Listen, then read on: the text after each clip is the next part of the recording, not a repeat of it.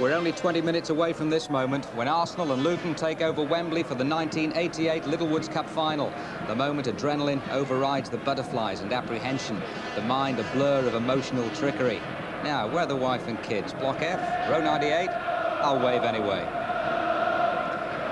At around 4:20, it's up to the royal box. A time for silly hats, hastily knotted scarves and congratulations all round. The ultimate moment of triumph. The cup in focus. Quick wipe of the hands, back of the shorts will do.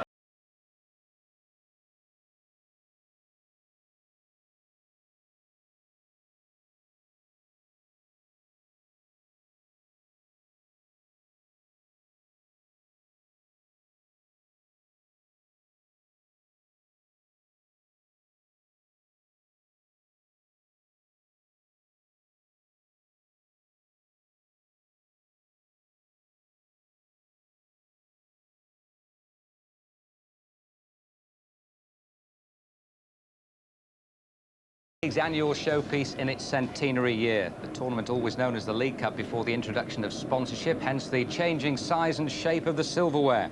It became the Milk Cup, then last season the Littlewoods, and won by today's favourites Arsenal, underdogs 12 months ago. Rush coming short, and Mulby had spotted McMahon, but Arsenal hadn't spotted him. Rush is up with Steve McMahon. Here's Rush.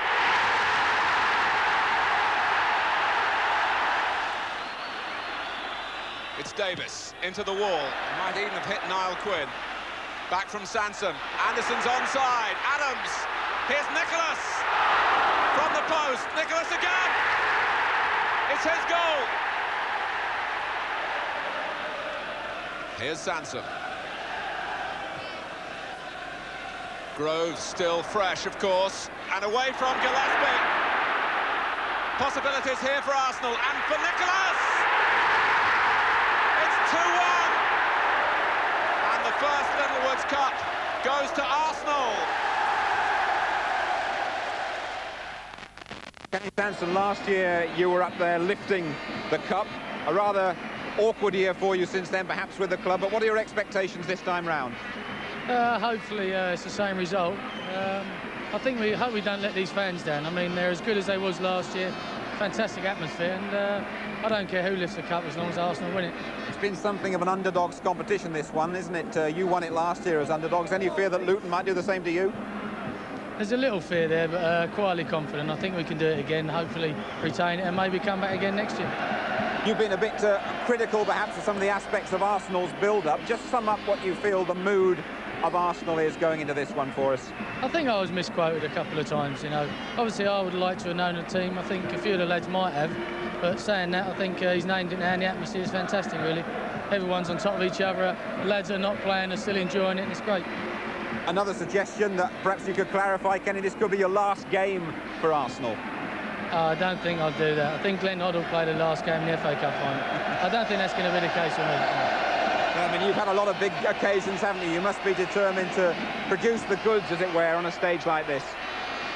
I'm going to play very well today. Positive thinking. Kenny Sansom, captain 12 months ago. That honour today, by the way, goes to Tony Adams. Now, what of Luton? A club with strong beliefs, but positive or blinkered. It's the subject of so much conjecture in football. Their friend or foe policy at Kenilworth Road, their continued advocation of artificial pitches. Indeed, they haven't won on grass since February. Nonetheless, it's always good to see one of the smaller, homelier clubs get to Wembley, and in Luton's case, for the third time this season. Here's Martin Tyler. Last season's coach, this season's Luton manager, 42-year-old Ray Harford. His philosophy based on enterprising football. It's brought a comfortable place in the league, wins often inspired by the manager's unrelated namesake, Mick Harford, whose personal success brought a first England cap. In cup competitions, Luton's progress even more pronounced until the Simod Cup final, when struggling second division Reading provided a rude awakening. Luton overwhelming favourites, beaten 4-1.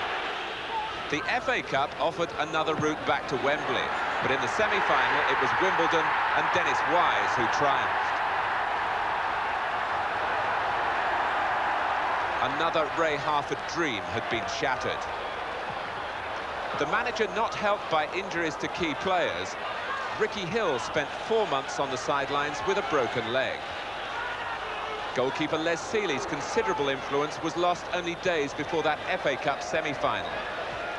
And last weekend, Mal Donaghy carried off back at Wembley during another defeat in the league's centenary celebrations.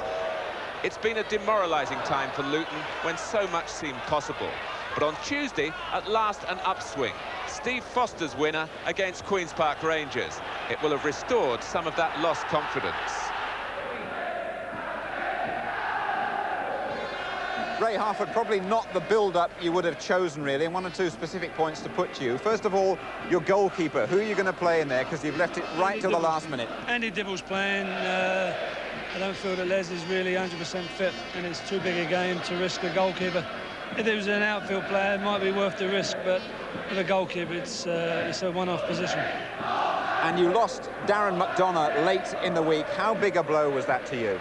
Very big. He's done a terrific job for us. He's scored 6 goals from midfield, and he's a Michael Thomas type player. And I would think that Arsenal would miss him. So we, at the moment, we've had to plan without him. Stories in the morning papers today that Mark Stein walked out of the camp. Can you just tell us the truth about that? No, there was a reaction from Mark when he was told he wasn't playing. And that's as much as I really want to say. Is he among the substitutes today? He's a sub today. Right. Now, with all these things going on at the back of your mind, people are probably saying you're the underdogs, you've had all these problems, you've got no chance today. I feel we've got the best chance. I feel in my mind, we're favourites. Only because of the experience. We've got a team of experienced players and quality players. The only inexperienced player probably is Kingsley. That's Kingsley back, a big day for him. Yes, very big. I hope he proves it. Now, Kingsley, your manager Ray Harford has just underlined what a big day it is for you. How are you feeling right at this moment? I'm feeling very nervous at the moment, but hopefully as soon as the game gets underway, I'll be able to calm down and do my best. Do you always get a little bit wound up, a bit tense before matches? Yes, I always do, but especially so today. I mean, I didn't have a good night's sleep last night, and I'm feeling a bit nervy. You're a Luton boy through and through. Just spell it out for us what the whole day and the occasion means for the town. Well, it's such a big day for the town. Since 1959, it's the biggest day, and hopefully we can get a victory to do the best for all the people that have come and watched us. You're the underdogs here. There's been a bit of disruption in the camp before the kick-off. What do you make of the preparation for this game from Luton's point of view? Well, we've taken it just as usual. We've had a bad spell just recently, but that's perhaps not a bad thing, and hopefully we can play well on the day and get a victory. Yes, good luck to that young man, but what an extraordinary build-up for a Wembley final. Well, 10 minutes or thereabouts before the teams reappear. We're going to take a break right now, and after that, a very short break from Wembley on this beautiful afternoon as we reflect on Liverpool's 17th League Championship clinch with a real gem of a goal by Peter Beardsley yesterday. We'll be back.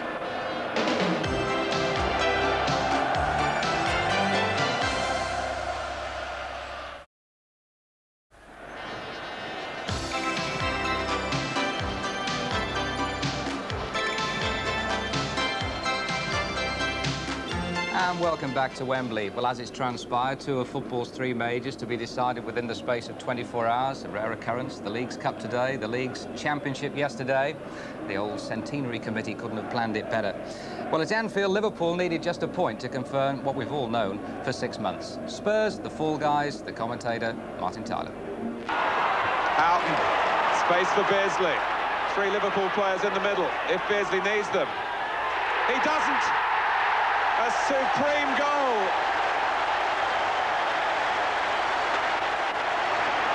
It's just the way that Beardsley and Liverpool have played their football this season. He moved away to find the space in the first place, and when he checked in, the curling shot was past Mims. And there it is! Liverpool are the champions. And in the centenary year of the Football League, there can be no more appropriate winners. Today has merely confirmed what has been inevitable from so early in the season. But such is the discipline at Liverpool Football Club that only now will the players and the management accept it. And they know it's true. A 17th title, 8 more than their nearest rivals, Everton. They've tightened their own grip on history. We've won nothing yet has been their response to all the praise heaped upon them this season. Well, they have now, and in a grand manner, which has been so beneficial to football in general. And in 3 weeks' time, the Anfield Roadshow comes to Wembley for the FA Cup final. Well done to Kenny Dalglish, Liverpool's 17th League Championship. Well, let's put the focus back on the Littlewoods Cup final here today at Wembley, and our guests, Ian St John and David Pleat. David, if I could turn to you first as a former Luton manager, and this extraordinary build-up they've had for this Wembley final. What do you make of the team selection, all the problems that Ray Harford's had? Well, I think the important thing is the manager knows his players better than all of us. They've had little problems with injuries. They've had to reshape the team. I think McDonough was very influential to them in centre midfield defence in front of Foster and Donaghy. But whilst Foster and Donaghy are together, they have the backbone of the team. Whilst Harford is there attacking the balls at the far post, they've always got a chance. And I would think in general, the inclusion of Hill and Priest, though it may be far too soon, it will give them a base to play football. Ian, do you think, I mean, woefully short of match practice, about 3 of their players? Well, Dave and I were talking about this before, and that's going to be the big thing here at Wembley. You know, you're putting players in, Dave, without them having had, you know, the proper backup, as it were, to come and play at Wembley. And the fitness thing might, at the end of the day, catch up with them. But they are looking a good little football side. You know, and I think both sides, well, I think we're going to get a good football game. You know, I think it's that sort of feel about it. Good football. Well, we'll chat again very shortly. We have to take another short break here at Wembley. Then the teams will come out. We've got more to hear from David and Ian, so don't go away.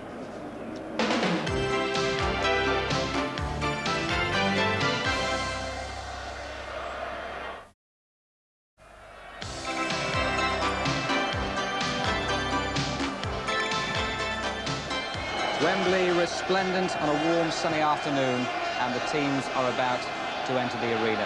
David Pleat, proud moment for the managers, this, isn't it? Yeah, very proud moment, but I think it almost passes you by. Your euphoria of it all almost takes you over, and you walk out there, you're almost in a daze, and then when you're sitting on that bench 20 yards away, you can do so very little to affect the whole thing. But it's a fantastic moment and very proud moment. How do you feel as a player, Ian? Well, it's a great moment as a player as well, but I would think the managers, it's nice. I'm looking at Ray Harford there because it's Ray's first trip out leading a team.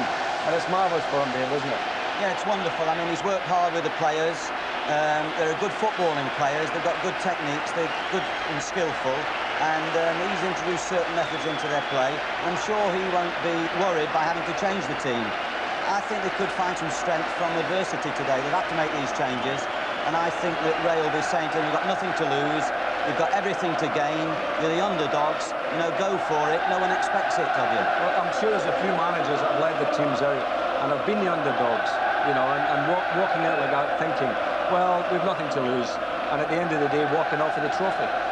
Yeah, and you can also point to the fact that Wembley has been a great arena for underdogs over the last few years. We've had Oxford win this particular trophy. We had Coventry win another trophy last You remember that, didn't May. we? Want to mention that, and there's been one or two underdogs win at Wembley. So, and of course, in 1969, Swindon beat Arsenal, which George Graham will remember very well, I'm sure. Of course. And I mean, with Arsenal winning it last year, I mean, you know, it's a bit greedy to win it 2 consecutive years. I think it'd be a much closer game than people think. But I've got a feeling Luton might need the first goal to sustain them and give them the confidence to go and express themselves. Yeah. I must say I agree with you. I think that Arsenal probably will have a little bit too much for them. But as we keep saying this about the underdog theme, that's there today. And I think, you know, people watching at home will be looking for the underdogs looking to win this one. Yeah, I mean, Arsenal are amongst a very well-run, thorough club, the elitist clubs, the 6 or 7 elitist. Luton are in that second bracket. They've done marvellous things. They've been alienated by a lot of people because of their policies, and it would be a savage strike for the underdog if Luton can do it today. It'd be a fascinating game. I think that Arsenal will really press Luton and try and stop them trying to play the football, and whether the power can overcome the football, I'm not sure. Ian, just one quick word about Luton. People have said that maybe they haven't got the temperament for the big occasion. Their Simo Cup experience here a few weeks ago, 3 recent FA Cup semi-finals when they didn't do themselves justice on the day. Well, I would say this, that I'm sure Ray Harford has said to them, look, the Simo Cup, we have got to learn from that. I mean, it was a dreadful result, really, for them, wasn't it? But if they've learned from that, they can come out today and probably, you know, they've got to play better, that's for sure. You know, they can't play any worse than they did on that occasion. And I think you learn lessons from your mistakes in the game. Would you agree with them? Yeah, I think it's another game, it's another day. I think cup finals aren't for sentimentalists or bookmakers. You know, the ball's going to roll, you know, in a few minutes, and then it's the luck of the draw on the day. Who knows? David, thanks very much indeed. Ian and I can relax now. David is now going to move over to the commentary position with Brian Moore. And it's good afternoon to you, Brian. Good afternoon to you, Elton, and to everybody. My guest of honour today, Lady Grantchester, a director of the Littlewoods organisation, meeting first the Arsenal players. Kenny Sanson in the background there, of course, who lifted the trophy here last season when Arsenal beat Liverpool. The Arsenal captain today, Tony Adams, and at 21, I figure he must be amongst the youngest, if not the youngest ever, Wembley captain. Harry Groves with the red hair in the background there, and George Graham, who won a major trophy, this one, on a similarly sunny day last season, his first season as Arsenal manager. Luton Town, with the man who's a boon to all commentators, Steve Foster, with that very distinctive headband of his. Been here before, of course, when he was with Brighton and Hove Albion, when they were beaten in 1983 in the FA Cup final by Manchester United.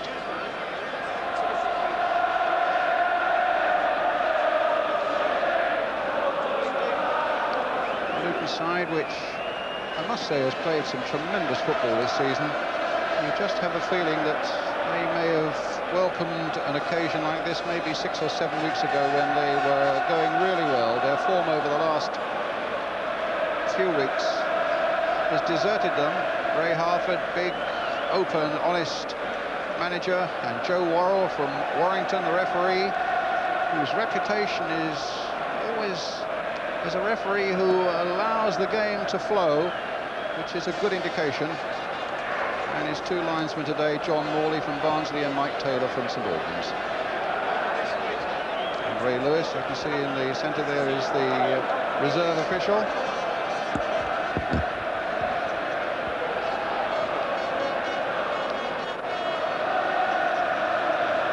But next we shall have the national anthem. Good atmosphere here, plenty of noise, and overall a very friendly atmosphere as well for this Littlewoods Cup final between Arsenal and Luton.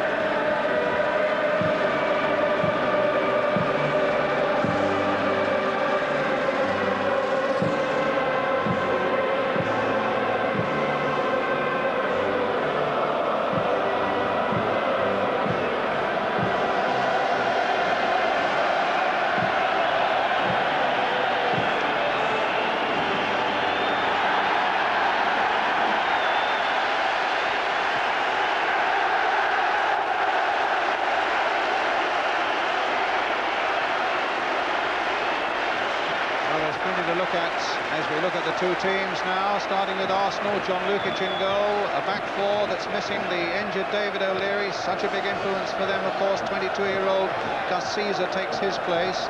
In the midfield, Paul Davis has shaken off a midweek injury. He came back early from Arsenal's midweek break in Marbella. And then up front, Alan Smith and Perry Grove share the main burden of scoring the goals that would retain the Littlewoods Cup for Arsenal.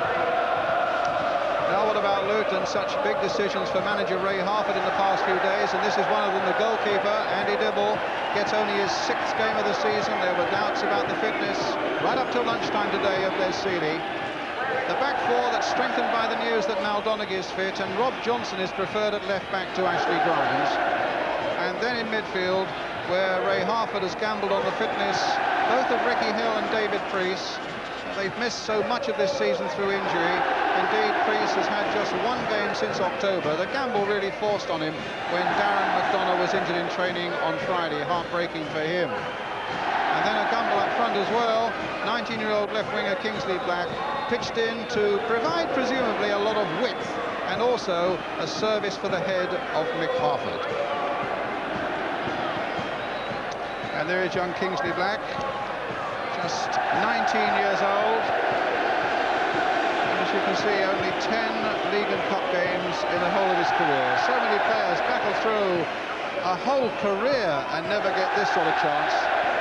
He's a very level-headed young man. In fact, only decided to take up an apprenticeship at Luton after he'd finished his school career, which he did with 10 O-levels and 2 A's.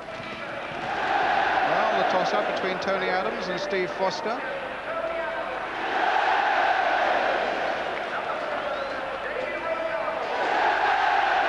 Joe Worrell from Warrington.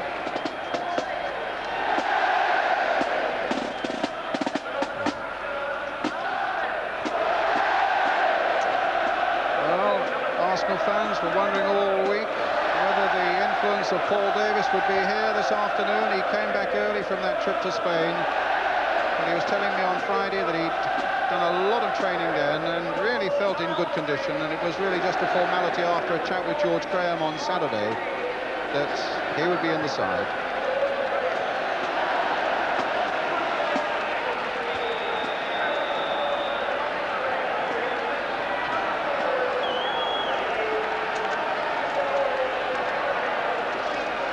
People like big goalkeepers, they've got him here today. John Lukic at 6'4" and Andy Dibble at 6'2". There's Andy Dibble, suddenly pitched into the big time. Although he's a Welsh international, he played in the semi-final against Wimbledon of the FA Cup when Les Seeley was injured his shoulder. And suddenly out of what looked to be a barren season, an FA Cup semi-final, and now a final here against Arsenal in the Littlewoods Cup.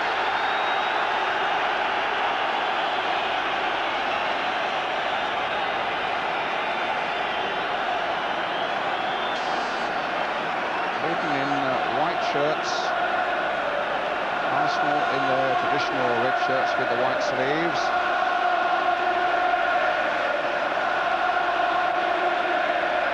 Ashley Grimes, one of the substitutes. And away we go. With Luton attacking the goal to our right.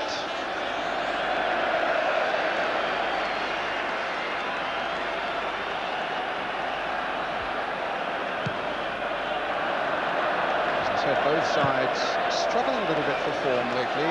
Luton with just 1 win in their last 5. Arsenal the holders with only 2 wins in their last 9. There's Harford's head. Here's Ricky Hill and Tim Breaker. Steve Foster for Luton, bunting it forward towards the head of Harford. Luton's throw. Ricky Hill will take it. He said to me on Friday, yes, it's a bit of a gamble, I know, him playing me, but I'm a gambling man.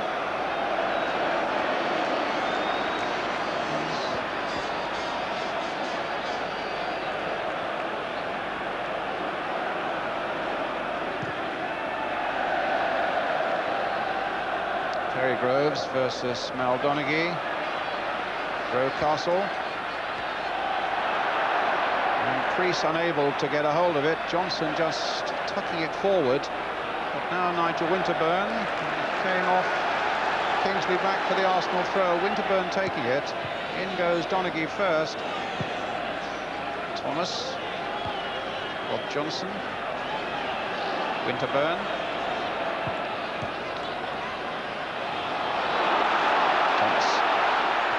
Trying to get it through to Perry Groves. Donaghy gets it forward to Harford, the little touch by him for Hill, but Tony Adams was onto him quickly. Foster. And Sansom. To the Arsenal skipper. Davis. Rocastle. Caesar. Lift it forward there for Alan Smith. Groves. And Dibble will be grateful for the first touch. Had a very nervous opening, did Dibble, in that FA semi-final against Wimbledon, but pulled off some great saves in the first half. After that, Sanson. Davis. Arsenal moving with a lot of comfort and composure at the moment. Danny Wilson. And appear at the moment to have settled just a little better. David Pleat? Yes, I think the early moments are important to whoever gets the initiative, and I think Arsenal, particularly from Sansom and Winterburn's situation, will want to push on quickly and test the defensive instincts of the likes of Ricky Hill and Kingsley Black. There's a good shot by Smith, and well held by Andy Dibble. And bought from Cardiff City. Smith.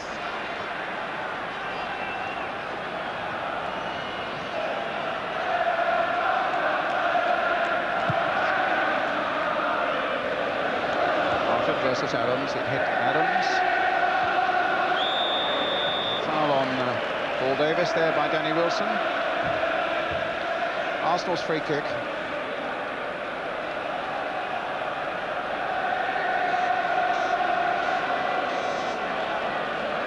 Caesar. Just a little bit of question mark about Gus Caesar. I think probably because O'Leary's form over the years has been so good for Arsenal. People suggesting that Mick Harford might get some profit from Gus Caesar this afternoon. Rocastle. Good little ball played in there by Rocastle for Groves. Davis. Some space here for Sanson. Arsenal continuing to press in these opening minutes. Sanson again. Wilson. Breaker. Priest. Donachie. Some good passing here by Luton Town. Very fluent indeed, and a long ball forward for Harford to chase, but there are two Arsenal players there. Winterburn gets it back to John Lukic.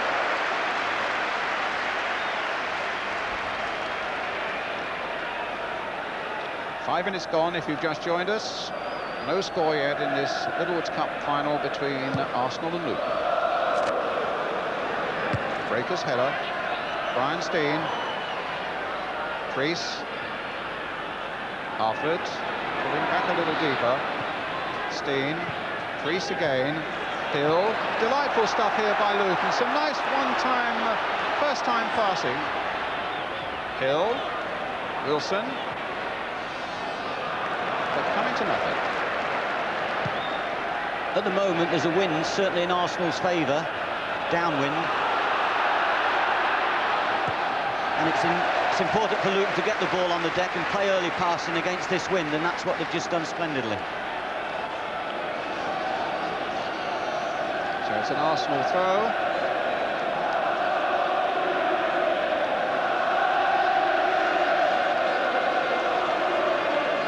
Record in the Littlewoods Cup this season, Arsenal. They've scored 15 goals, conceded 1, and won all 7 outright of the games they've played. Winterburn with the throw, and Foster getting up. The whistle gone for handball. Free kick to Luton. George Graham with his hand to his mouth there. Theo Foley, voluble Irishman there, who's such a good foil for George Graham. They've been together, of course, before, both at Millwall and Queen's Park Rangers.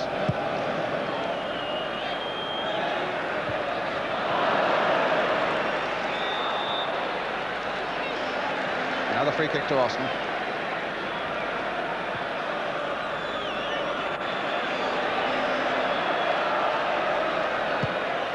Sanson almost lazily forward with that left foot.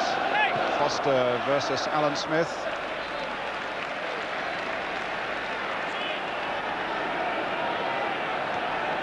I think Arsenal use the long throw to try and get an advantage this afternoon. Both full-backs, Sansom and Winterburn, throw right into the box, and they'll try and use the height of Adams. Well, to that effect, Adams is on the edge of the Luton box right now.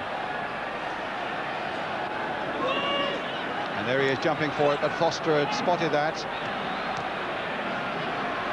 Priest. And again, Arsenal through Davis and then through Rocastle. The ball now for Thomas. Dibble's gone out. Cross comes in, and Rob Johnson, as cool as you like.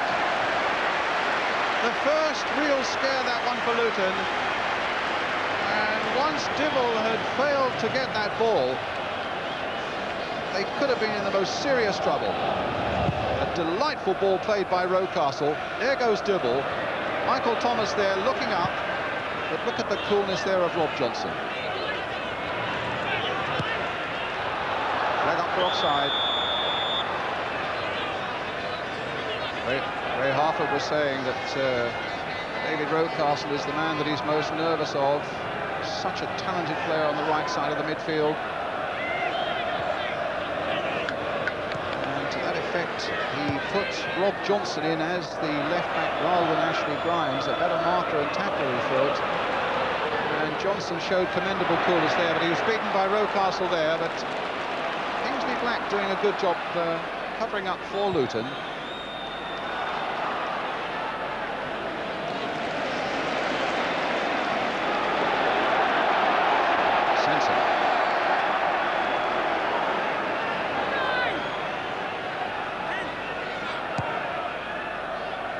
There goes Foster. Donachie and Foster. There are fewer better central defending combinations in the First Division than Donachie and Foster. Foster is also the player coach, as well as the captain.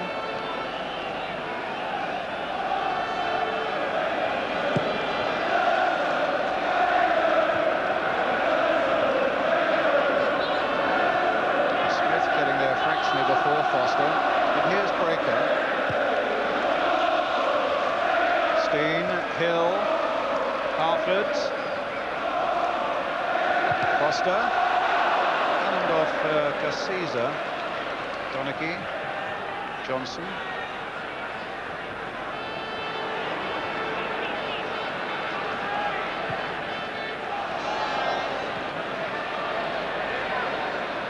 Sanson. Adams.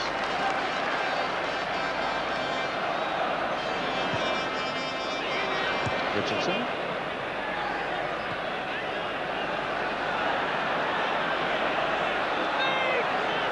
Tony Adams again. Ball on there, straight to Danny Wilson. Davis got him out of the spot. Richardson. Groves. That's a foul. I don't think Foster will like to get drawn too much to the flanks this afternoon. He'd like to be in the centre where that old headband of his. He's had it the same one for 5 years, you know, Brian. It's a bit of a secret. There's a magnet in it. Well, he might need it now because Richardson will hoist one high towards Smith and Adams up there. Jones is in there too. And Harford right back to help out. It's a good header there by the big forward. Danny Wilson finding Brian Steen, who's not really had a run at the ball, and now Kingsley Black coming into the game on this side of the field, finding Steen. Richardson after him, and the flag was up, whether for a free kick for the foul or whether it's a throw. Thought for a while we were going to have two brothers here on the Luton side. Brian Steen here, the elder of the two. He's 30, his 22-year-old brother Mark is one of the subs. Right, Tim Breaker then with the long free kick. Lukic, well, he was beaten in the air, and there was an infringement. Just see, no, it doesn't look as though there was an infringement. No, a goal kick. Harford, in fact, winning it cleanly in the air against Lukic, and had that looped into the goal, Luton would have been ahead. Foster versus Smith. Foster wins it in the air. Rocastle for Arsenal. Nodded on towards Perry Groves. Foster's there again and again. Steen, a nice little header there. And Luton suddenly have got 4 up, and Arsenal only have 3 back. Here's Ricky Hill. Played quickly for Danny Wilson. He's gone past Sanson. The cross comes into Brian Steen, looking to get something on the turn. Kingsley Black couldn't either. And Thomas gets it away, but then it hits Rocastle and falls for Harford. Priest trying to dink it in, and it comes for Rob Johnson. The best little spell, though, for Luton so far. With 13 minutes of the game gone, 0-0. And a free kick for Luton. I think Harford's header there against Lukic is important psychologically, and they'll be thrusting balls into that area because Harford is not only brave, he's a magnificent jumper, and they'll be very wary of him, particularly if he can pull away to the back post against the smaller Arsenal fullbacks. Which is what he's done just now. Thomas has gone there to watch him. Harford getting in on this one. Foster's in there too. There's a chance for Luton. Steen has scored.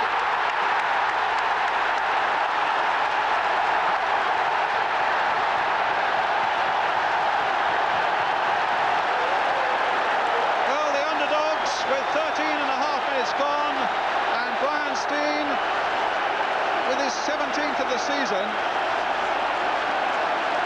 By Priest. Foster was in there, important touch by him, and suddenly he's a good finisher, Brian Steen, and proved it there again at Wembley to put Luton ahead. Because it was Harford that forced the issue. There's 3 men jumping with him, and then Foster's nicked it through, and maybe Caesar was looking for the offside decision.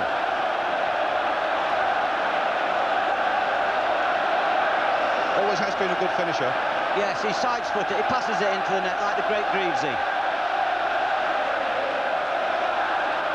Well, is Wembley going to continue its reputation as being, of late, a place for the underdogs? Arsenal were last season against Liverpool and they won it. Coventry were against Spurs in the FA Cup and they won it. And certainly little second division Reading were in the Simod Cup here against Luton and they won it. Now Luton are ahead, but for how long? Thomas is offside.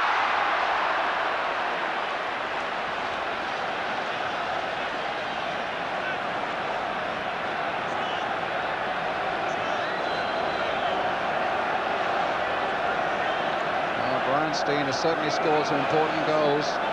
He scored in both legs of the Littlewoods Cup semi-final against Oxford United. An absolute stunner at the Manor Ground up in Oxford. And an important first goal in the second leg as well. Harford banging in on that one against Tony Adams. Quarter of an hour gone. Luton Town leading by a goal to 0. Brian Steen the scorer.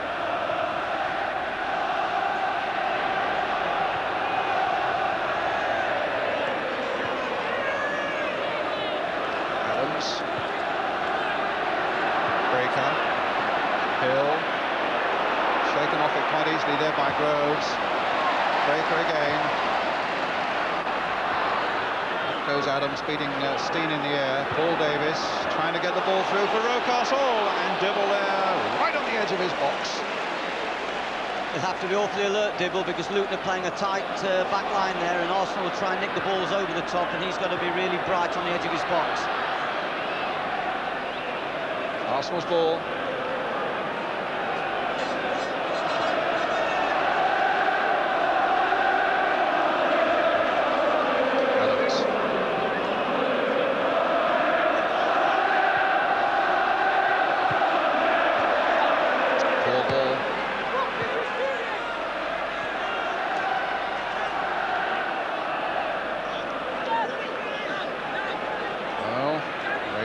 The Luton manager saw his side go ahead against Wimbledon in the semi-final of the FA Cup, but they just couldn't hang on to that lead.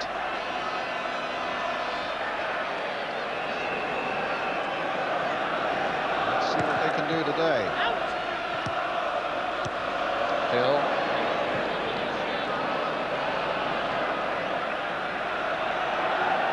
Steen took a bit of a knock there and is hobbling just at the moment.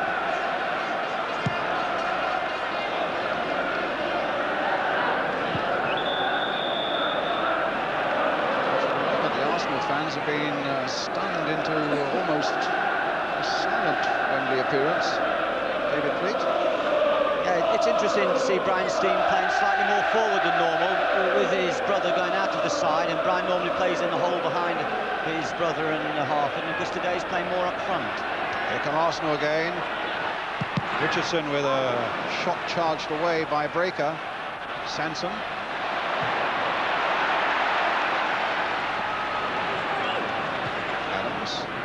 Davis.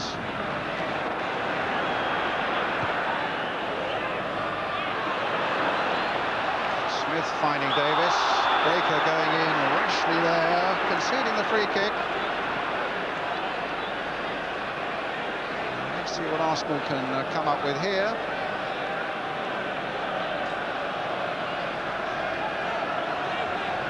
Newcastle thought for a moment was going to be behind it, but it looks as though it'll be the responsibility of Paul Davis. A very similar position, Brian, to last year's goal against Liverpool.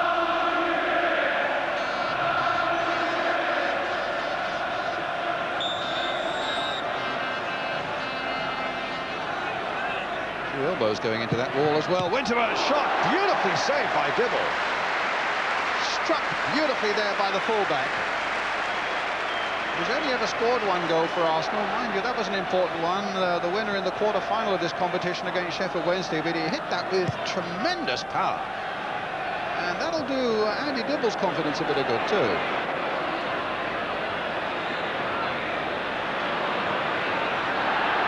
Crease. Chip there towards Steen. Touchdown by him towards Ricky Hill. He gets it back to Kingsley Black.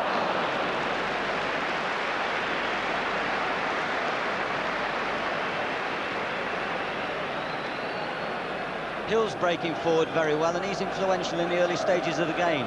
How long his legs will last, it'll be interesting to see, but they desperately needed that early goal to give them the confidence, particularly with players such as Priest and Ricky Hill and Kingsley Black not having played any first-team football recently.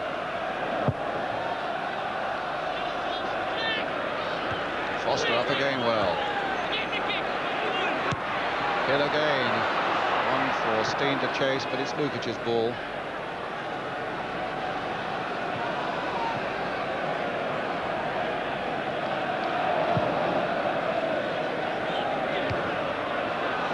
For Smith, looked like a handball, play on, it was accidental, said the referee. Sanson playing it early, Danny Wilson getting it away.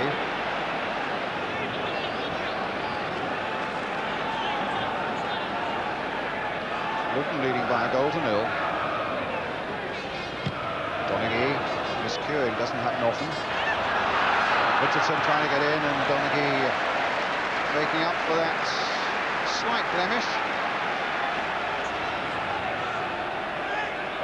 In that long Arsenal throw, because Adams has gone forward. Well, there you are, we've improved wrong again, but Tony Adams is up there. Sanson hoisting a long one towards the far post. Up goes Tony Adams, and then Rocastle. Steen trying to work it away, then gets tripped, and Luton get a free kick.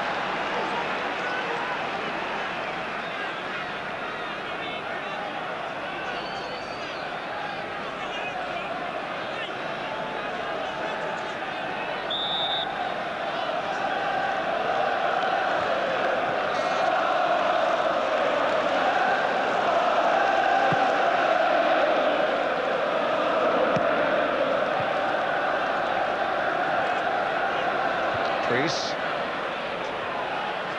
and Winterburn. He just joined us, the Luton goal scorer Brian Steen, and the Luton player down at the moment. David Priest took a crack there. It was with Thomas, and he seemed to have caught it on his forehead. In the meantime, Danny Wilson for Luton Town. An awful bit of play by him, Kingsley Black. Thomas is after him. Just got it through to Brian Steen. Now for Ricky Hill. Priest is still down and has hardly moved. Now Harford. Warming Ashley Grimes up on the other side. And yes, I think Joe Worrell has got to hold things up while Dave Galley comes on to give some attention to David Priest. I'm sure that Joe Worrell would probably have allowed the physio on just a little bit quicker if he knew it was a head injury there, because there was a little bit of scrappy play going on, and it's always dangerous if someone takes a crack on the head to delay proceedings. Well, there's the 30-year-old Luton substitute, Ashley Grimes. A little unlucky in a way, Ashley Grimes, I'd have thought to have missed out on this one. He played such a big part in the semi-final with a splendid free kick goal and made another one.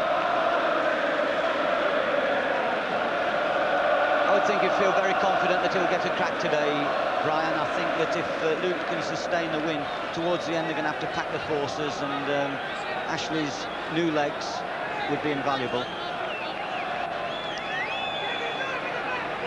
He's quite a crack on the head he's had, quite obviously.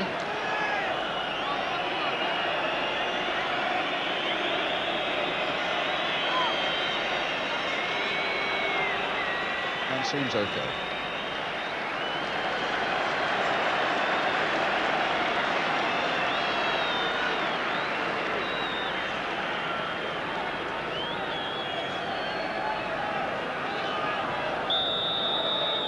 In the meantime, it's a free kick for Arsenal,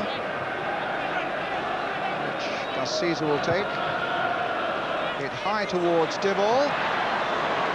Thought for one moment he'd come a little bit too far underneath it. Needed to backpedal under pressure from Terry Groves.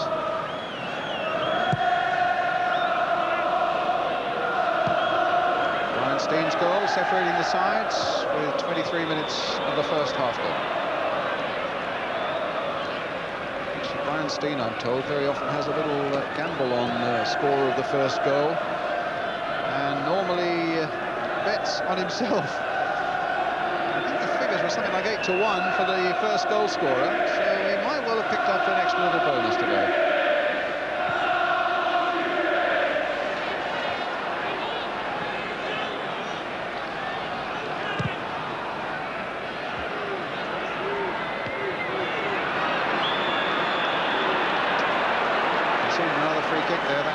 On Groves. Free kick to Arsenal. There's certainly been no one trying harder than Brian Steen. Brian, he's played in 2 losing 6 rounds, 2 losing semis, and so it would be great for him, and he's in his testimonial year this year. Rocastle's cross. Breaker bringing it away. Healthy thump forward towards Harford, but met by the head of Tony Adams.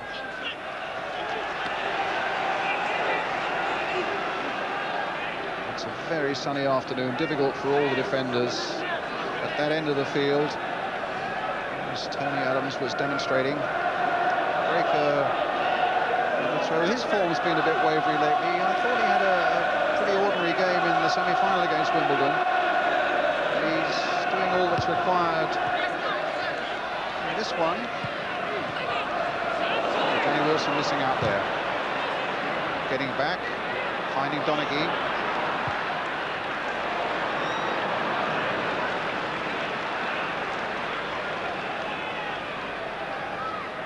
Arsenal is still to settle into any real rhythm. They're trying to force the issue, but they haven't really got the passing going yet, and that'll concern George. 25 minutes gone. Donaghy. This is Groves. That's an extraordinary ball. Played it straight to Black. Adams.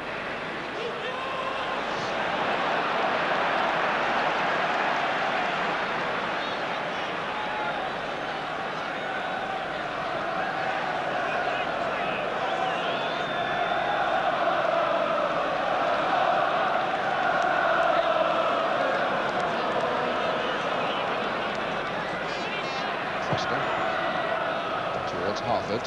Harford won that in the air above Adams, but Hill couldn't profit from it, and it's an Arsenal throw.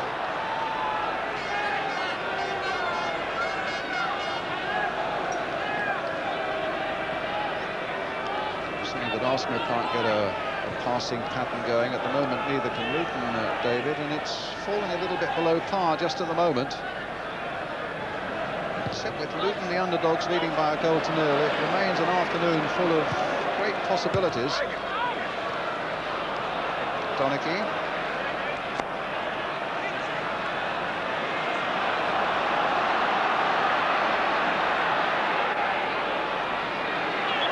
Steen.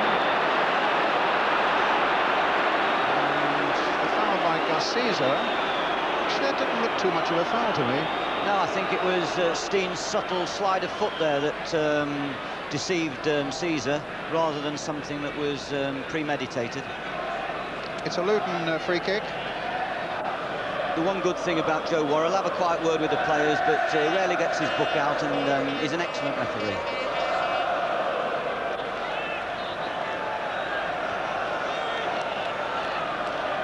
Priest behind this one. Good left foot.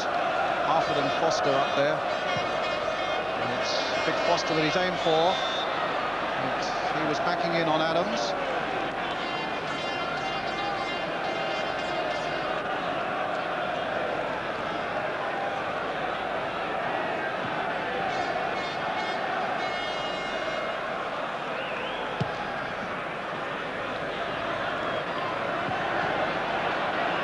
Foster beating Groves. Thomas. Now Kevin Richardson. And a corner given to Arsenal. The very first corner of the game. Paul Davis will take it for Arsenal. Again, Gus Caesar forward and Tony Adams. Harford's come back almost onto the goal line to mark Adams. Much of a view for Andy Dibble as Davis curls this one in. There's the big goalkeeper.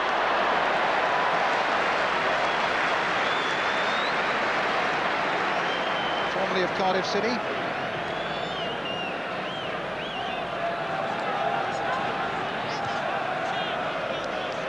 Luton did very well at that corner. They left Kingsley Black and Mark Stein up, which forced another Arsenal defender to sit. And had Dibble realised it a little bit quicker, an early ball might have put Luton way into the Arsenal half. Harford up there. It's interesting the way these sides have been able to prepare. Arsenal with that break in Spain haven't had a game for 9 days. Luton played in the Football League Centenary here last Saturday and had a 2-1 victory against Queen's Park Rangers on Tuesday night. Psychologically, that was probably very important for them because their form had been really dodgy up to that point. And here they are leading with half an hour gone by a goal to nil. Brian Stein the scorer.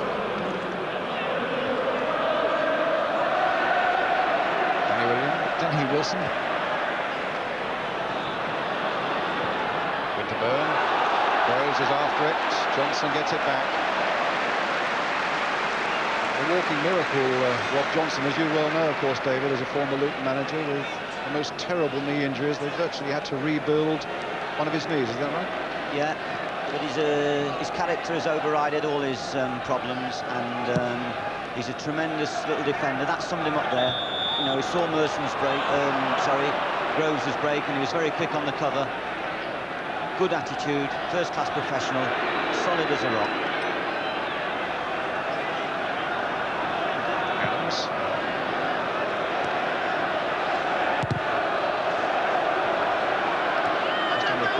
First half remaining, and Arsenal have had so much of the game territorially, but really have had so little to show for it.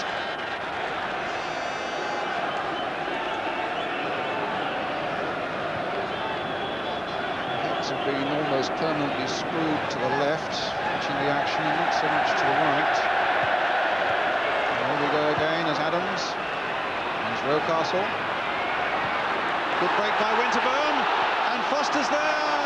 In the nick of time, defending extremely well. A valuable interception there by the Luton Town captain after a good break and a tremendous run forward by Nigel Winterburn, but very nearly paid off for Arsenal.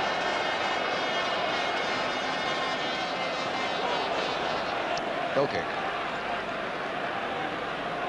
Arsenal have obviously suggested that they must break as much as possible down that left side. Priest hasn't played much football recently. Johnson is playing left back, whereas he hasn't been a left back recently. Grimes has been playing there, and young Kingsley Black's come in. So Arsenal with Winterburn and Rocastle will try and stretch them down that side. Dibble with the kick. Up goes Caesar. Richardson. Smith is after it. Foster there first. 500 League and Cup games, but not really very good Wembley memories. He was here with Brighton when they were beaten 4 by Manchester Manchester United. He was here with Luton just a few weeks back when they were beaten 4 by Reading, but his side are leading a goal to nil at the moment. And here's Caesar. You get the impression that people like Foster and Donachie are going to be the real cornerstone of anything that happens for Luton this afternoon. Arsenal continue to press as this cross comes in, and Dibble was positive because Foster held back for a moment, and that could have been a very dangerous cross indeed. But Dibble's done everything that's been asked of him so far. In for the injured Les Seeley. And he got that little pat on the head there from Foster as he got up, old headband. He'll look after him.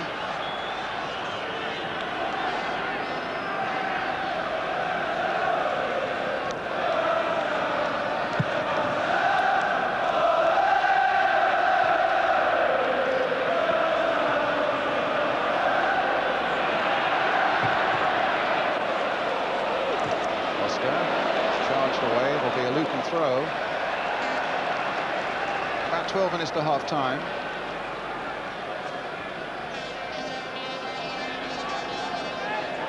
Rob Johnson.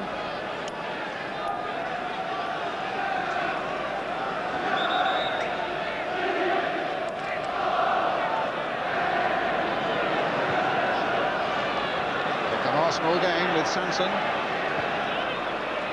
Davis. Lost it for a moment. Will he get it back? No, but Donachie was in quickly enough. Steen hustled off the ball by Sanson unfairly. Free kick to Luton.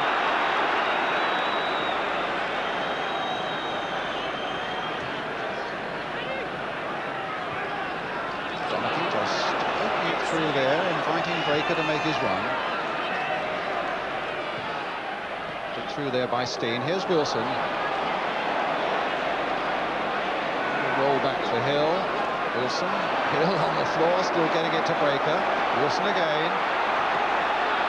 A claim handball. It was accidental play on, said the referee. Foster will get it back. Oh, is there going to be any room to spare? Dibble had to make emergency action. His concentration went just for a moment there, Foster. There was a lazy back pass. He's put Arsenal in possession here now. Donachie whacking it away. There's some laziness and some carelessness in the game, Brian. And there's a lot of hustling in the midfield. And I think Arsenal desperately need some width on the left-hand side to try and get round the back.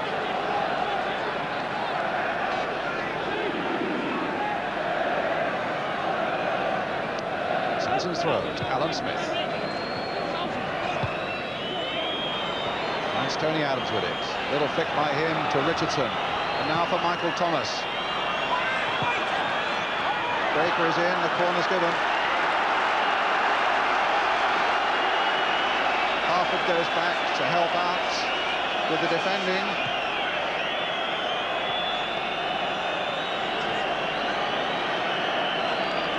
Probably on the near post at the moment. Now Harford's gone there for Luton. Richardson with the corner, floated towards the near post. Hill couldn't get up to it, and it came off Rob Johnson for another Arsenal corner. 9 minutes of the first half left. Luton leading by a goal to nil. Richardson with Arsenal's corner. Floated again there. Up goes Rob Johnson, and Foster gets it away. Helped on by Priest. Thomas again for Arsenal. And suddenly Luton have the possibility of a break here. David Priest with Black outside him. Steen through the middle. Still with Little Priest. Switching it wide here to Ricky Hill. Played in by him with a header. And up goes Lukic under pressure from Mick Harford. Richardson now for Arsenal. Smith, Kevin Richardson. Donachie for Luton. It's Davis, Sanson.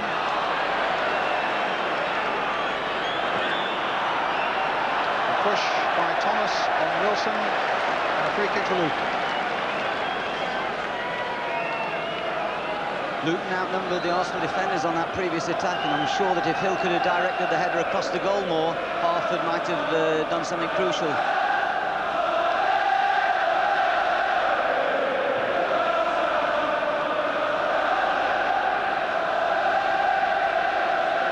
Rocastle, Thomas, Caesar. No, that won't do Arsenal's cause any good. throw to Luton. Hill to take it. 13 seasons he's had at Luton. Breaker. Steen. Hill. Breaker. Cross is there towards McHarford. Winterburn gets it away. Luton's throw. Capped for their longest period in the Arsenal half. This first 45 minutes. Weinstein. Kingsley Black, the 19-year-old. There's a good cross coming in. It might come to Harford. Hill only just got the touch on it. Priest couldn't get a proper right foot shot in, and Richardson can bring it away now for Arsenal. And who's already tasted Wembley success here for Everton in this 84 Cup final against Watford. Kevin Richardson.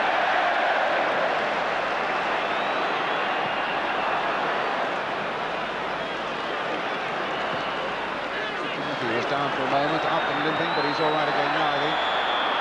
And a free kick given against Breaker for the foul on Arsenal's Perry Groves. With 6 minutes of the first half left.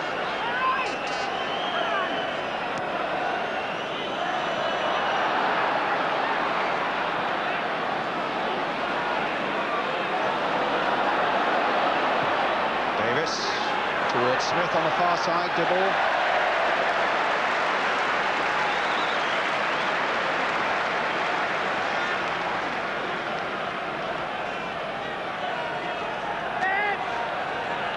That was the first time that Kingsley Black had an opportunity to get a decisive cross in, and I'm sure Luton will regret a shade that they haven't been able to feed him enough of the ball, because he is talented on the ball. He can deceive people and get those vital crosses in, which Harford would thrive on. And Harford himself, I think, says that he loves it when Black is in the side, because he does provide just that surface.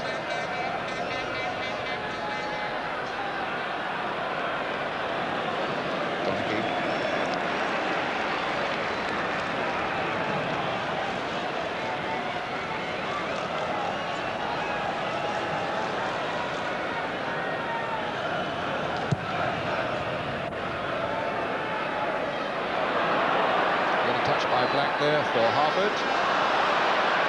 Headed inside towards Priest, but it will give Arsenal a chance of building up again. On board by Thomas, going easily through to Dibble. I think George Graham will be pleased to get to half-time to settle Arsenal down, maybe make one or two little tactical changes. But at the moment, they certainly haven't found any keys to unlock the Luton defence, and there's been no subtle passing in the last third of the field. Goes Rob Johnson, beats Rocastle in the air. Throw given Arsenal's way.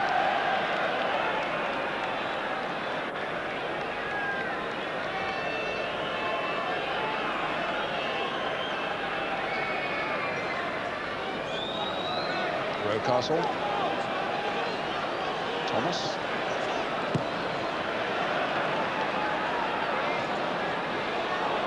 Tony Adams, brought down by Priest, free kick. Arsenal wanting to get on with it, it was taken so quickly. Groves, and the feet of Thomas a little high there on Rob Johnson. He says he prefers playing right back to left back, but he's done a pretty good solid job down that flank against Rocastle, just what his manager Ray Harford ordered.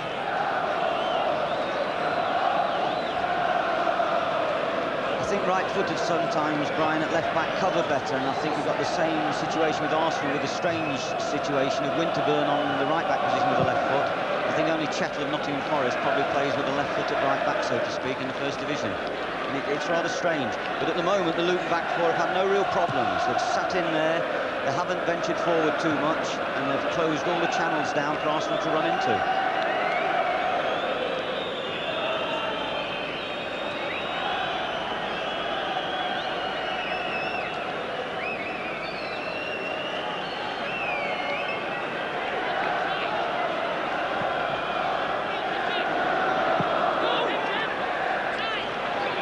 Beating Richardson. Breaker trying to get Harford away. A nice little piece of play by him. And Steen was fouled by Adams. It'll be a free kick to Luton.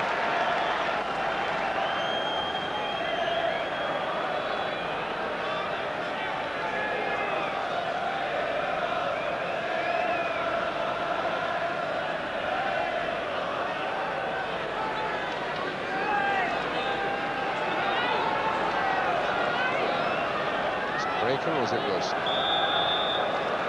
It's going to be Danny Wilson. Trying to hit Foster with it. 2 minutes to the interval now. Paul Davis could have been getting himself into trouble, but in the end releases a fine ball for Winterburn on the far side.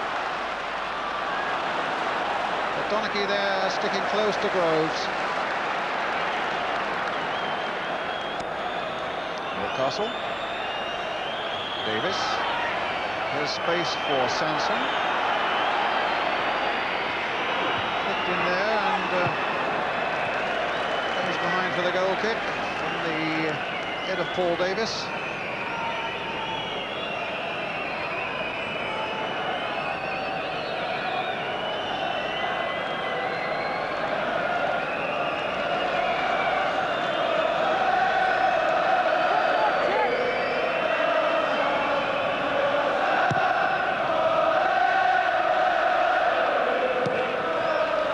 Very positive, getting through the challenge of Harford to get there for that one. Rob Johnson getting it away. Too high that time for Adams. Steen caught in the midriff by the boot of Caesar. And it'll be a free kick to Luton Town. Danny Wilson will take it. Such a responsibility on that number 7 when you consider that Priest and Hill in the midfield are desperately short of match fitness. At least you would imagine they were. But so much will depend upon Danny Wilson's lively character. Big player up through the lower divisions with clubs like Chesterfield. He had a spell with Nottingham Forest and then with Brighton.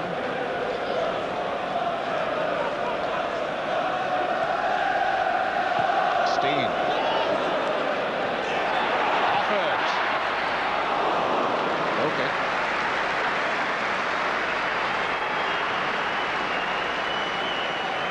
Going to time added on for stoppages at the end of the first half. You're summing up of the first half, David Fleet? Well, I think Luton have done exceptionally well. They've taken the one chance that's come to them brilliantly. They look a threat when they do get balls into the box. I think that Foster and Donaghy have been the real pillar of strength for them. They've handled it capably. It's about partnerships. They've played together for a very long time now. They know each other's game, whereas Caesar and Adams slightly untried. Adams has had O'Leary as his guardian for some while now. And I think at the moment, as I say, Luton will be very much happier. Apart from the one goal, they will feel that Arsenal haven't contributed too much to breaking them down and making chances. Well, the last seconds of the first half now, we just had the injury to David Priest and Joe Worrell just adding on the best part of a minute for that now. Luton's free kick. Now Donaghy will take it. Towards Brian Steen. There goes the half-time whistle, and certainly so far after 45 minutes, all the gambles that Ray Harford, the Luton manager, has had to take over the last few days are paying off. Brian Steen's goal after 13 minutes is what separates the two sides, but certainly Hill and Priest have done enough in midfield. Young Kingsley back has shown 1 or 2 moments down the flank, and Dibble has done well for Ray Harford here as the Luton Town goalkeeper. So far, so good then for the underdogs, but you fancy there's a lot more football left in this Littlewoods Cup final yet. In a moment, we'll get the views of Ian St John, but now we take a short break.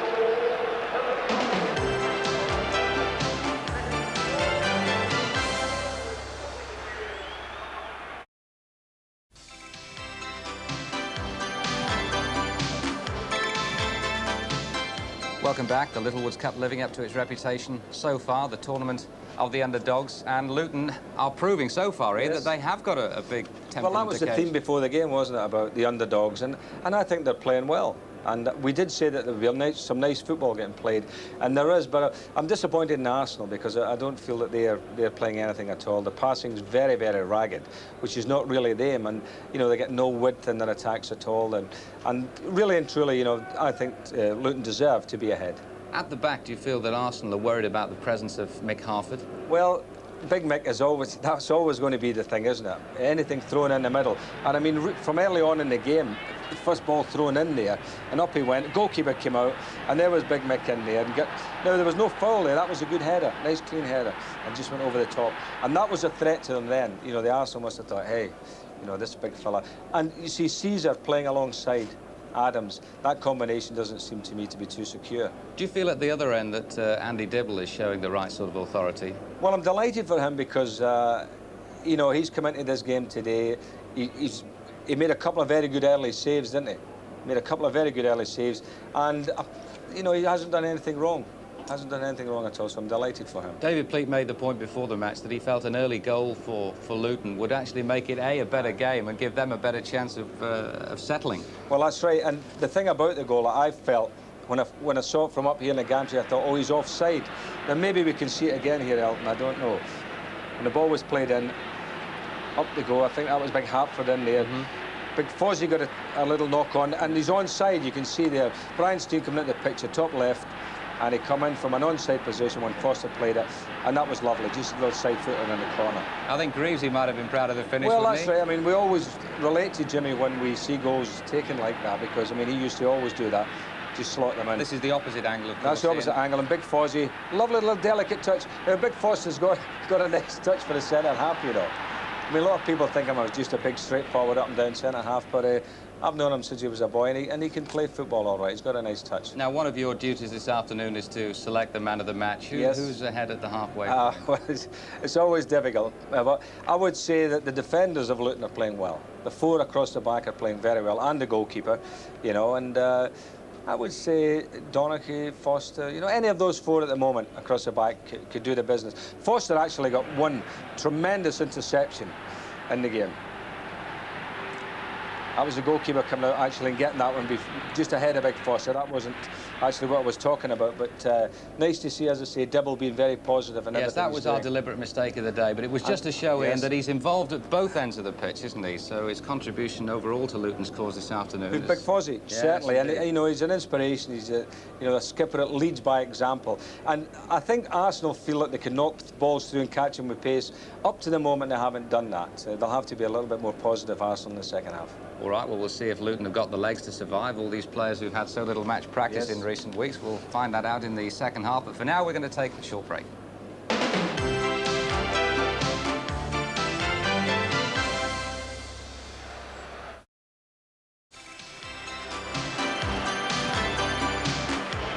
Welcome back to the men there who didn't make it this afternoon. On the right, Graham Ricks of Arsenal and Darren McDonough of Luton with Jim Rosenthal.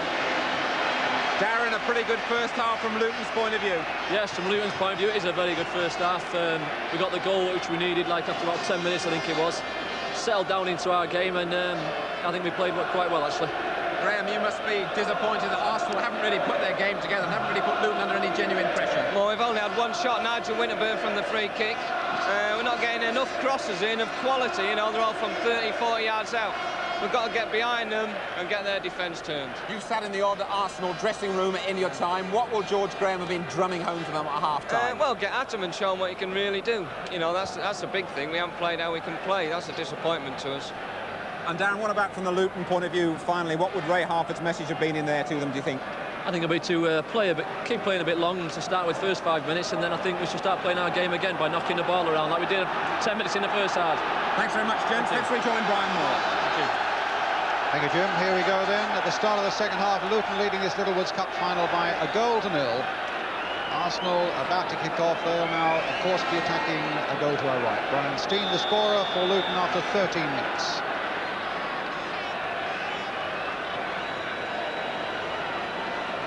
George Graham was saying in the week that the one thing that really bothered him was the inconsistent form that Arsenal have been showing lately. They've been good one day and poor the next. Reminding you that they've won only 2 of their last 9. certainly it was one of their poorer days in the first half in terms of what they were able to achieve when really they'd had so much of the ball. This is Kingsley back. Certainly has shown no qualms about being put into a Wembley occasion at the age of 19. Wins a free kick. Mind you, poor though Arsenal have been, you get the impression that they have one of those Liverpool qualities about them that you never write them off. There are qualities about them, as indeed David Pleat is well aware as manager of Spurs last season when they were behind for so long in those semi-final matches in this Littlewoods Cup and eventually came out and won it. Rees, Davis, Rocastle, Thomas. Now he's a man who could make a difference if he'd make a few more forward runs. Do you agree with that Arsenal quality though, David? Yeah, they've got great resilience. I think all big sides have. I mean, they're very strong physically. They'll keep going for 90 minutes in this game. They'll keep throwing balls into the box, and eventually they have to believe, they stay optimistic that they'll get a break. Winterburn. Donaghy showing first. Flag up for an offside against Mick Harford. Adams. Wanting somebody from midfield to come a little closer, so he swings it wide towards Richardson on the far side. He's beaten away by Ricky Hill. Here's Brian Steen. Wilson. Hill on the far side. Kept in nicely. Played it for Steen. Harford's waiting in the middle. He'll wait in vain because Michael Thomas is there for Arsenal. And again. Donaghy up, well above Rocastle. Hill once more. Richardson's forward, and Foster's back.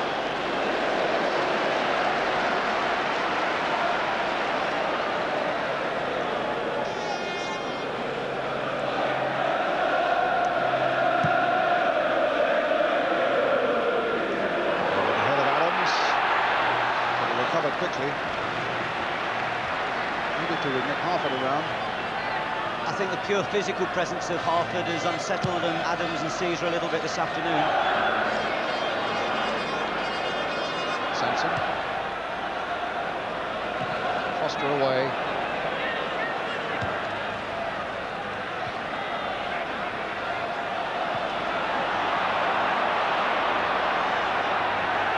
Wilson. Couldn't get Steen away. Gets another go though. Breaker. Harford chasing this time. Caesar's the only one back. Harford going on. And Winterburn gets it back to Lukic. The only significant change I can see at the moment in the Arsenal setup is that Richardson looks to be playing a little bit wider, Brian. But otherwise, so far, nothing else. Caesar. Trying to get Smith away.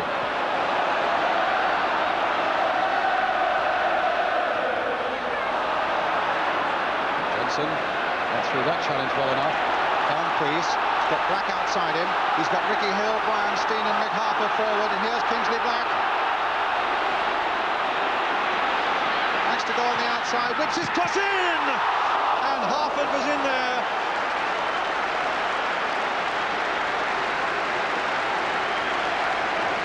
Enjoys doing that. Whipping on the outside. An excellent crossover ball. Combines well with Mick Harford. And Harford just wide of the mark under pressure from Sanson. David Pleat? Yeah, Kingsley's not that explosive pace, but he's got this ability to manoeuvre an angle to get the cross in. And Harford thrives on those type of crosses. Caesar under pressure from Harford, and Harford's got away from him. Brian Steen's waiting in the middle. Can Harford get to that one? Crossed in by him. Brilliant piece of goalkeeping by Lukic from the header from Brian Steen, and Luton within a whisker of being two ahead. Tremendous piece of goalkeeping there by Lukic. That 6-foot frame of his stretched to the very last inch. And Luton win their first corner of the game. Fabulous piece of goalkeeping. Fantastic save and fantastic fantastic bit of attacking play, and I think that will lift the whole game. All right, here we go with a corner for Luton. Up goes Harford again. And Ricky Hill into the side netting. And Arsenal just for that moment back on their heels. And Luton looking diligently for the comfort of and the cushion of a second goal. A tremendous piece of goalkeeping by big John Lukic. There's Priest. Winterburn. Sanson back. Brian Steen so close to his second goal. Luton still leading by a goal to nil. Foster versus Smith. It's certainly worth looking at again because it was a lovely little piece of play there in the first place by Black. A good header there, and in fact flicked it onto the post from Lukic. Richardson. Now, what sort of reply do we get from Arsenal? Foul by Breaker on Groves. Free kick to Arsenal. Chance for them to lift one high and test the abilities once again of Donaghy and Foster.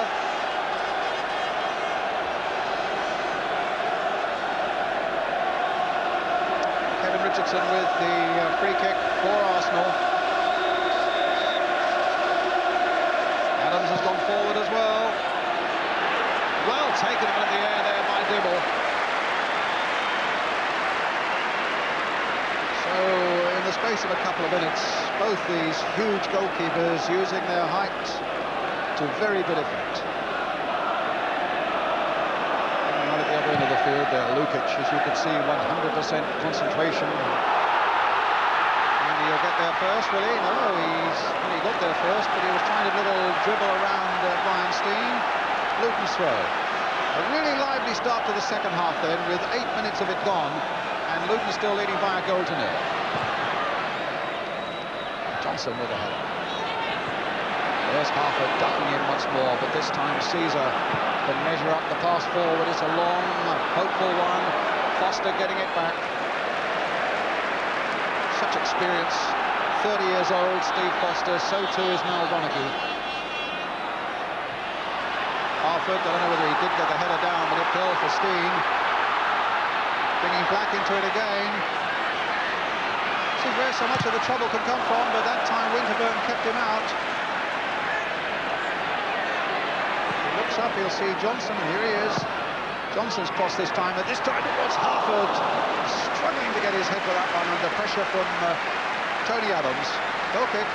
Don't think there's any question about it. Ray Harford has suggested that Kingsley Black must have a little bit of the ball to give him confidence. He likes working the ball, he needs the ball, and at the moment Luton's strength in this half has come down this flank with good early balls in. And all of a sudden Luton have the ascendancy in territorial play for the first time. Two managers in picture there. Wilson takes it up again. Free kick.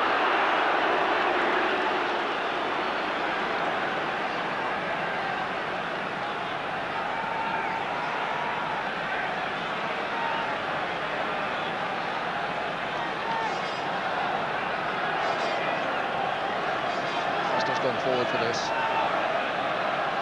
Full pass now for Danny Wilson, bringing Breaker into it on the far side. Cross to Ricky Hill. Tried it out, so Breaker will have to try again. A deep across this time. Tony Adams meeting that one for Arsenal. There's Priest, and here's Winterburn. Foster wanting to stop him get forward, but Winterburn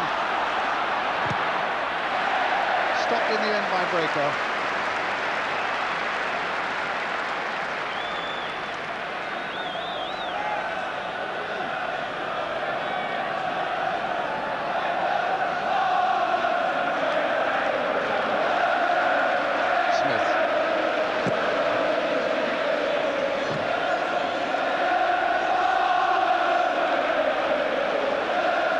Season he's had an earlier spell of 19 games with only one goal in it, Alan Smith, and he's in fact only had one in the last 9 as well. Really started the season in a very free scoring mood. formerly of Leicester City, of course.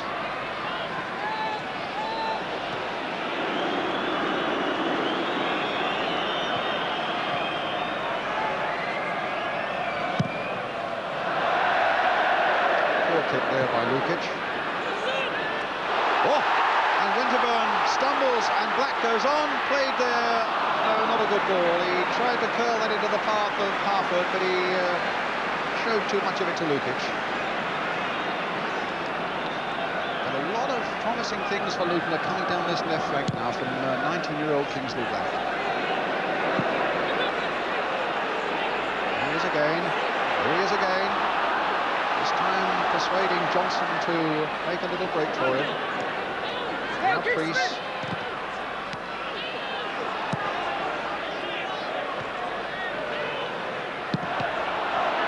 There's Kingsley back again. He was a Luton fan, used to stand on the terraces at Kenilworth Road. Modelled himself, he says, on David Moss. He was a good winger there for Luton, and his heroes were Brian Steen and Ricky Hill, and here he is playing at Wembley with them.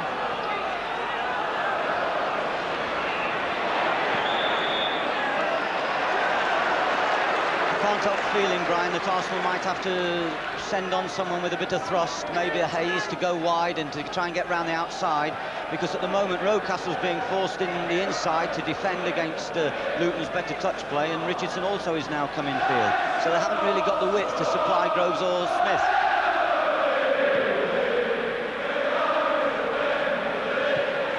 Sanson getting in there, but Ricky Hill got there first. Here's Sanson. Rocastle. Harford took a knock there a moment ago. But here's Davis now for Arsenal. Stopped by Donachie.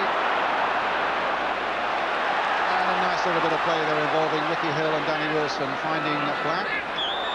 Foul on him by Sanson, or rather Priest. Foul on him by Sanson. I think Ricky Hill so far has been magnificent. He hasn't had a lot of match play, but he's playing the ball with maximum efficiency. He's just touching it off to other people. He's not wasting any energy running with the ball and making it difficult for himself, and he's making Luton play the early stuff in midfield, and it's good to see. I mentioned a moment ago that Mick Harford had taken a knock, and in fact it's he who's getting treatment now. Yeah, Ricky Hill, he's had one Wembley appearance here when he played for England back in 1982 against West Germany. Well, there's Martin Hayes. The feeling is that David Pleat feels at any rate that he might well be on very shortly. A man, in fact, who was their top scorer last season with 24 goals, 12 of those from the penalty spot. And young Mark Steen warming up, the 22-year-old brother of the man who scored the only goal so far.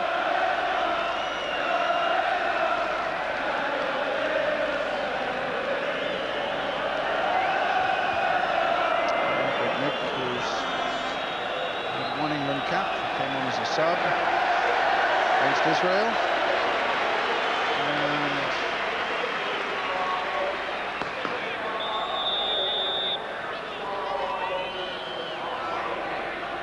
he's okay to go on as Rob Johnson takes the free kick for Luton Town. Hit towards Harford, but he really couldn't get off the ground. He's in a bit of trouble in Harford.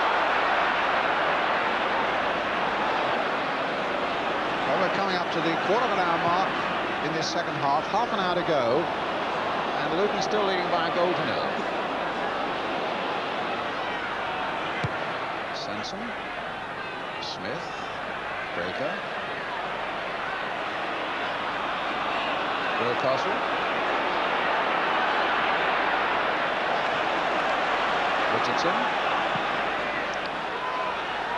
goes Smith. Priest who got it away. Rocastle, a nice turn. Priest trying to get in there. There was a foul by Rocastle. And Harford, in fact, limping off the field on the other side now. And Martin Hayes coming on for Arsenal. And they're going to take off Perry Groves.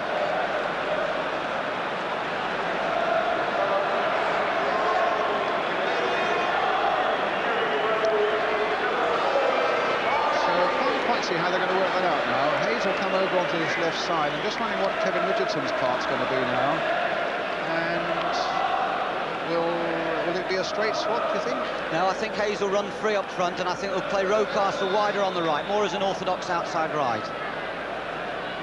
But I would have, you know, it must have been a difficult one for George. I would still, you know, 2 lots of pace. Hayes and Groves might have been a winner, but we've got 30 minutes to find out. Meanwhile, Mick Harford is still off the field in Luton at the moment, playing with 10 men, as Rocastle comes forward. And here's Hayes getting his first touch. He's gone past Foster. Gets it to Smith. And now Rocastle. Richardson on the far side. Good cross in by him. Foster there again. Davis hitting it first time. And no, it doesn't go out of play. Smith with a header. Beautifully saved by Dibble. The flag was up, was it? Yes, an offside decision has been given. And I'm sure Smith would be relieved at that, because in actual fact I think he picked the wrong option there, and I think across the goal once again was the better opportunity for Arsenal. Harford back on the field again. Luton back to full strength, but he's given a goal kick. So maybe he overruled the linesman. But anyway, there was an excellent piece of goalkeeping going there. Good reactions there by Andy Dibble. And Luton still cling to this 1-goal lead. Adams. Smith. Davis, offside this time against Hayes.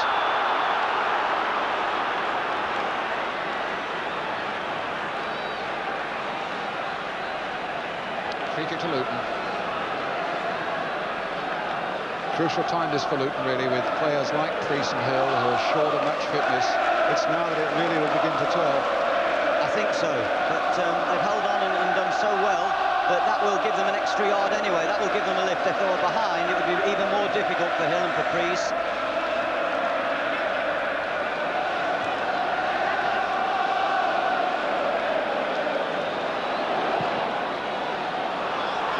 Foster after this one.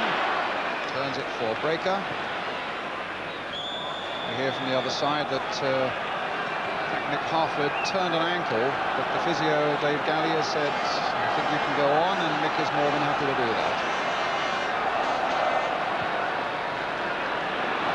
I think Mark Steen could well be brought into the fray, Brian. And away by Kingsley back.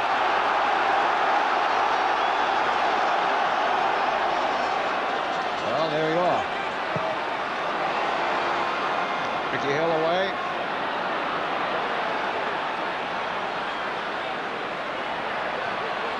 Sanson playing it in. I think Tony Adams realised that the ball was there and it was clear for him for just a moment. Winterburn playing it wide. Good spell this for Arsenal. Richardson trying to get it crossed. The flag is up and the ball is out of play.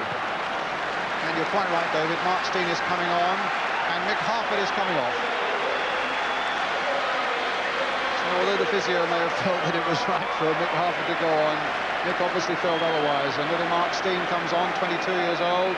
He was really upset when he was left out of the side yesterday. There was newspaper talk this morning that he walked out on the camp and went back to his parents' home last night.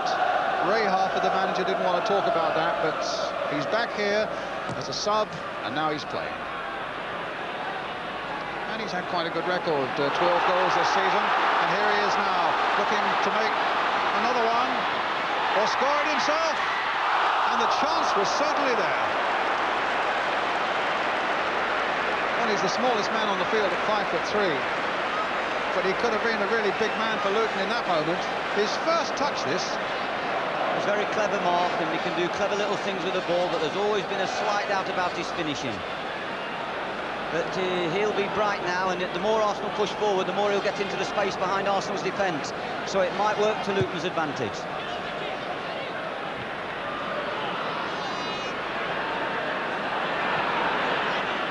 Two brothers then, Mark and Brian Steen up front for Luton Town as Kevin Richardson. Foster away. Luton still leading by 1-0, 25 minutes left. Gus Caesar for Arsenal. Donaghy diving in low and bravely there against Martin Hayes. It's Luton's throw.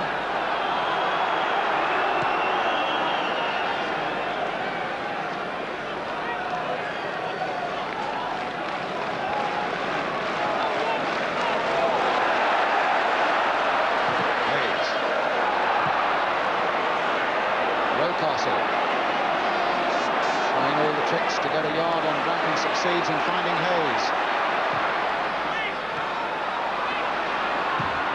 Might go anywhere, but Foster, eye on the ball, gets it away. Steen versus Caesar.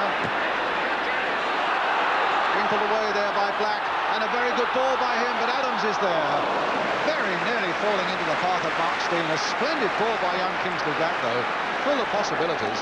I think we're going to have a terrific last 20 minutes or so now, because Arsenal always have got the chance of getting caught on the break, and I feel that the Arsenal players now are really making the fitness tell, and they're really beginning to play like the Arsenal power that they can. Yes, to be fair, it's not been a classic as yet, but if you just come in from your Sunday afternoon walk or the park or the garden or whatever, I think it might well be worth sticking with this one now, with halfway through the second half, Luton leading by a goal to nil. But Arsenal powering forward again. Rocastle.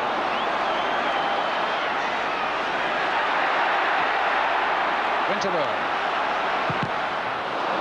Smashed it straight at Priest.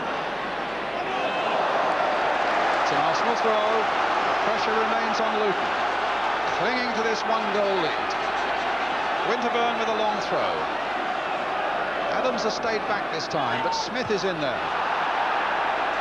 Caesar with the shot, about 30 yards wide.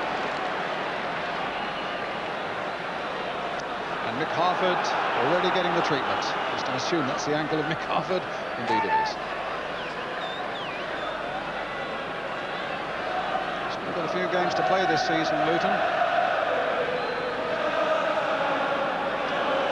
This is Andy Dibble with the goal kick.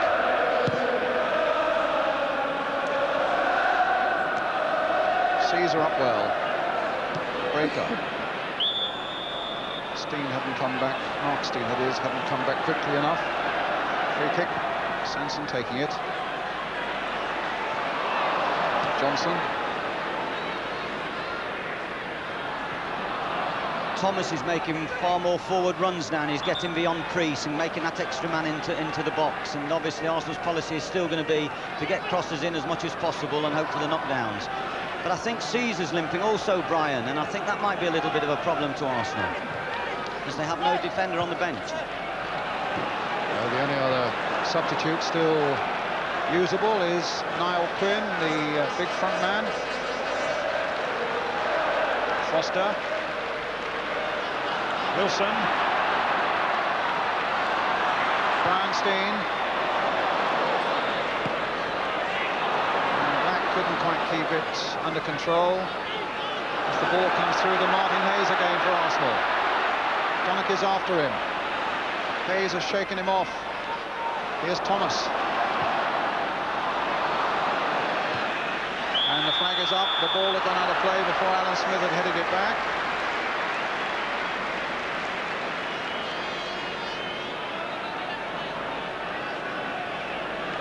Luton have to keep the shape at the back, and provided they do and the full-backs don't venture forward, which they won't, then maybe Dibble, Foster and Donaghy can compete with the area of confrontation offered by Arsenal. But I think they're going to be bombarded. I think it's going to be a nerve-wracking last 20 minutes now. Smith. Rocastle. Gone past Priest. Well, he didn't get past Priest. I suppose that's the point. It's a free kick.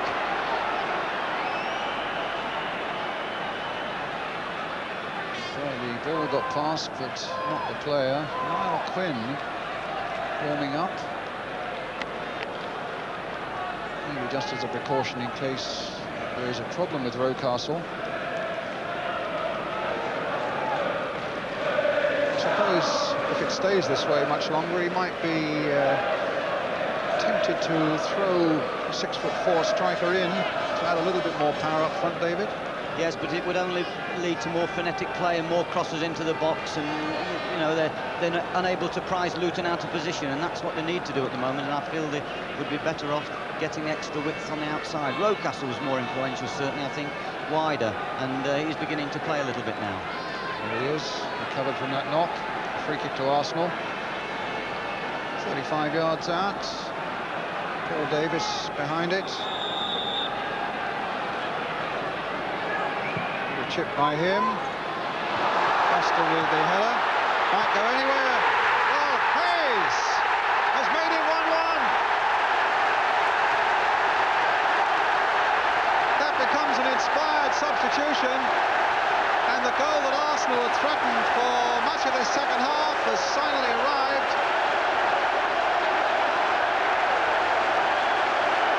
Well, it came that way, didn't it, Brian? It was a pure scramble. I mean, they tried to claim that Foster was holding. It looked like almost an amateurish free kick, lofted up into the 6-yard box, loads of bodies, and then a ricochet that fell kindly for Arsenal. But there it is now. We have a wonderful game on our hands. Wonderful game. 1-1 the score. Maybe the balance has swung Arsenal's way. Although on the break, you get the feeling that Luton can be just as devastating.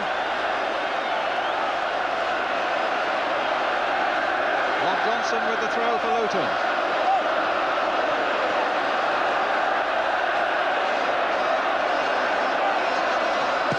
And Rob Johnson again, but a foul and a free kick to Arsenal.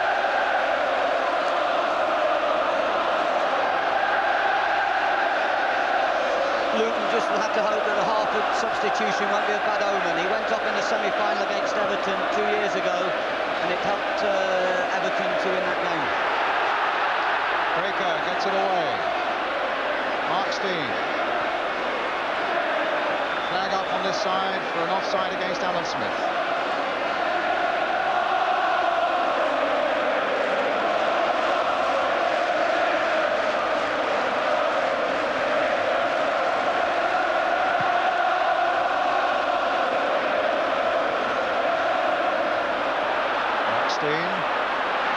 With some support from Black.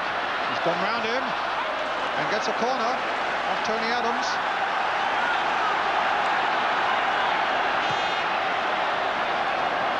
Foster's forward.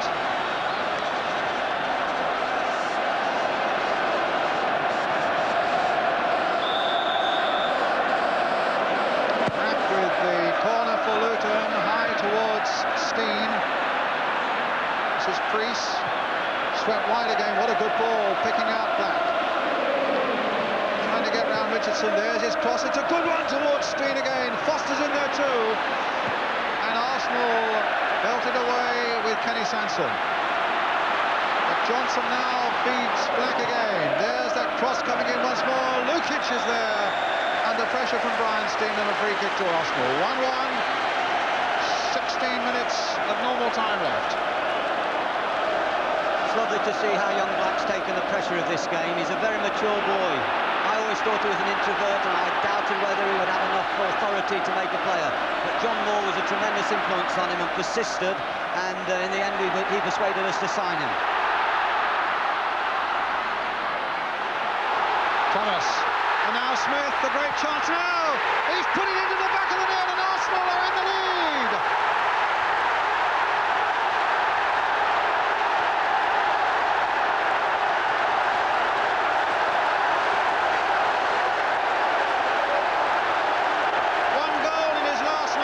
Until today, all that's forgiven now as Alan Smith brings Arsenal from behind into a leading position with this goal here, driven with great force with the right foot, past Andy Dougal. It was excellently taken, but there must have been a question mark there from that angle. It looked as though he'd gone far too wide, the first touch. Maybe not, but Luton just had to overcover there, and they're succumbing to the pressure. The fitness, I think, is telling. Well, we said he thought it might be a crucial area now for Luton, with 2 or 3 of their players lacking match fitness, and Wembley is always the place that finds that out. But here's Kingsley Black. There's the cross coming in. It's Adams who got it away. It's come as far as Priest. He's played it now for Ricky Hill. Breaker.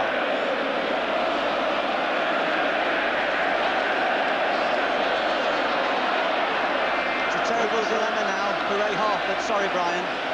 With minutes remaining, going 2-1 down, having used his forward sub, Mark Steen, and knowing that we played so well and gone behind to a little spell, and fitness fading. There's very little Ray Harford can do. I think he's done magnificent to select this team. Well, certainly so many would say a lot of it was forced on him by the injury to Darren McDonough, but a lot would applaud the inclusion of a young, genuine, orthodox winger in Kingsley Black.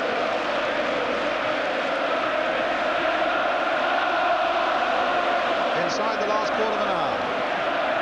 Arsenal, of course, now can slow it down and play at their pace, and of course the great resilience of their spirit over the last few years in cup-tie football has once again come through it, Brian.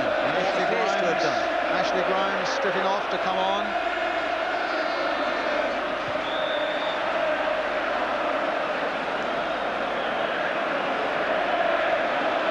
Getting his orders from Ray Harford.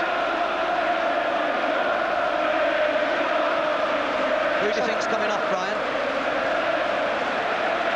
Might put me on the spot. Why didn't you tell me? I think young Creasy in midfield, the left midfield player. I think he's done terrific. But I think towards Smith. No, good grief. Even again, no. Well, from about a yard out, Martin Hayes actually hit the post after Dibble again had saved well, and Arsenal so close to going 3-1 into the lead. Good reaction save there, came off the post, and Martin Hayes hitting the post from a yard's range, and the ball eventually going behind for the corner. You're quite right, David Priest has gone off, and Ashley Grimes comes on. That was a marvellous save by Dibble. Adams, and a little flick on, another brilliant save by Dibble. Again from Martin Hayes, from no more than a yard's range. Tremendous reactions, and Arsenal absolutely rampant at the moment. 2-1 up, and looking now to make this Littlewoods Cup final absolutely safe. For the first time in the game, Foster's so busy organising that he's losing his men in the box. Well, Davis with the corner. Foster lost his man there as well.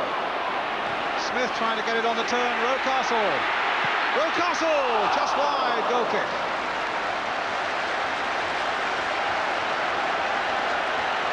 Ray Harford off the bench there, trying to get a few things organised, particularly in that Luton defence, and he's done a terrific job there, following you, David Cleat, and John Moore, of course. But it'll be sad because they're a great club, Luton, a splendid club that everybody enjoys watching. But it looks as though their season might end up with nothing at the moment, when it seemed so full of possibilities when they were through to the Simod Cup final, into the semi-finals of the FA Cup final, and the final of this one. They might have nothing to show for it. And Paul Ray's giving instructions on the line then. He must feel terribly isolated, because I don't honestly feel that from 25 yards distance it's very difficult to get instructions through. Theo Foley's trying. George Graham also. Desperate moments for managers these, whether you're winning and hanging on, whether you're losing and looking to put it right. I think at times, Brian, we try and influence ourselves sitting there, that we're doing our jobs. There's very little we can do. Theo's almost having a heart attack there at the moment.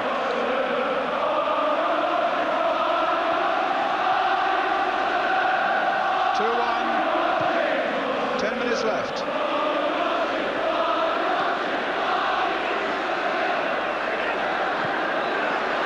Onside, Smith's on his way. This could make it safe for Arsenal.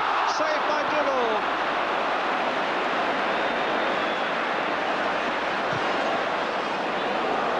Rocastle.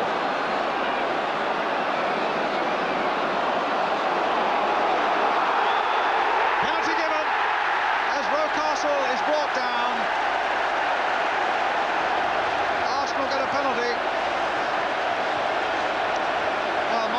Thomas has been taking them for much of this season, but Nigel Winterburn,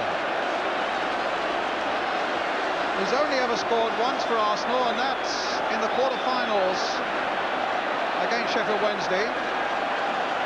And with Martin Hayes also, who's taken a lot of penalties last season. Curious decision, this. Well, let's see. Winterburn. Saved superbly by Dibble.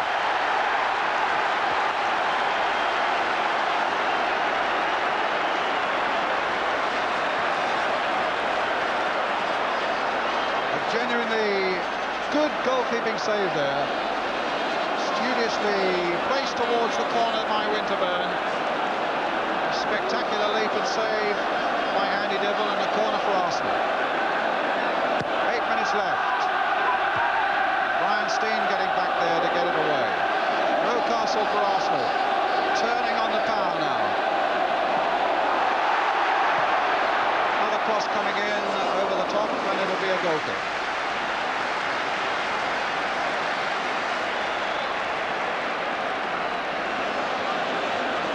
What about it, David? Well, dare I say, Brian, that I thought it was a harsh decision in the first place. Dibble got down awfully well. That was the clincher. Luton are still in the game, but of course Arsenal are rampant now because they feel so confident, but it's taken them a long time to get going, and then they've had the breaks at the vital time, but at least it's turned out into a very good second half. Foster.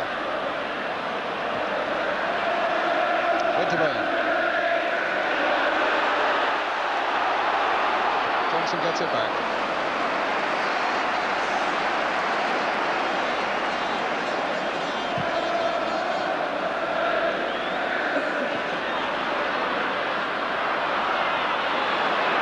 Caesar. Oh, he stumbled. Can Black get in there? Steen! Steen! And it's in there! I think it was Danny Wilson who got the last touch, and Luton are back at 2-2.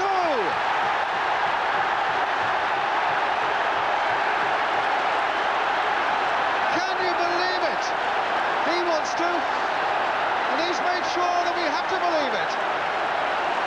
Kingsley Black, after Caesar had fallen, a little touch there to Brian Steen. The first one is charged down. Steen gets another touch, and in the end it's Danny Wilson who tucks it in to make it 2-2. Well, Luton have never given up. They've lost Harford and they've kept at it, and they've got a break, and you may say they deserve the break, and now at least once again Arsenal have got to come and show their skill. I think Hayes' pace has been influential in the last 15 minutes. He's been getting beyond the Luton back four easier than Groves did earlier. I think it's been a very good substitution by George Graham. Ricky Hill. Well, it was certainly no great shakes as a cup final for the first 45 minutes, but it's more than made up for that now in this second half.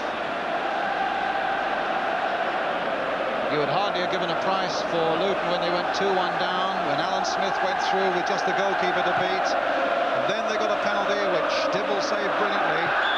And Luton have weathered all that, and now get themselves a free kick where they can put some more pressure on Arsenal. And who knows? Foster's gone forward. The man with the splendid left boots, Ashley Grimes, is behind it, although maybe Rob Johnson will fancy he should be taking it.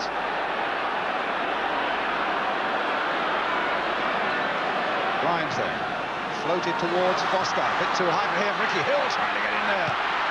And Arsenal at full stretch getting that one away. And away goes Thomas. Such power in that stride, and a lovely ball for Rocastle.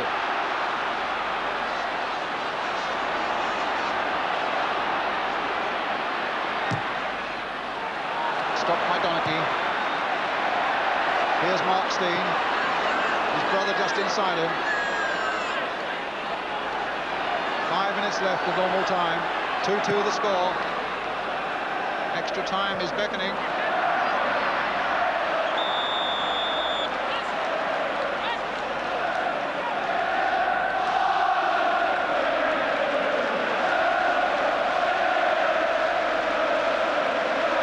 The fitness angle will be even more important now, Brian, if it goes to extra time. Creasy did his job, he was substituted. They've got no cards left to play Luton. And Arsenal have one, of course. Smith gets up, but Dibble saves.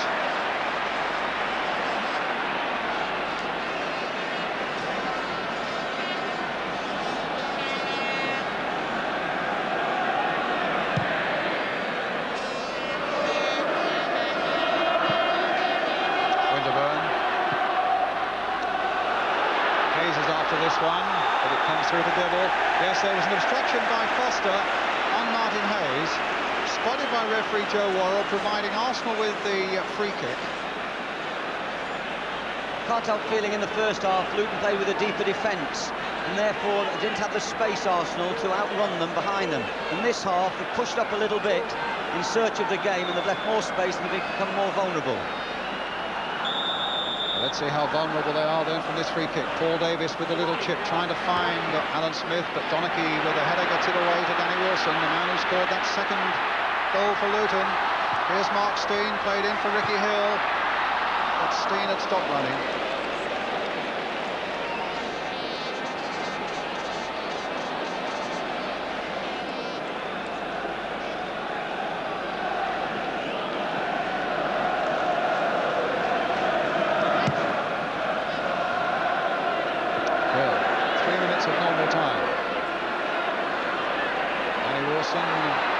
Shoved off it by Kevin Richardson. Michael Thomas finding Rocastle. Here comes David Rocastle. Little touch by him. Comes through for Thomas again. Well wide. I can fancy the task of Ian St John, who's got to pick the man of the match now. Incidentally, the Littlewood Store man of the match gets a Rose Bowl and £1,000 to the club's nominated charity. Arsenal's is the Paul O'Gorman Leukemia Fund, and Luton's the Friends of Hospitals of Luton and Dunstable. So apart from enjoying a good afternoon's football now, some worthy charity is going to come up trumps at the end of the afternoon. Here's Breaker.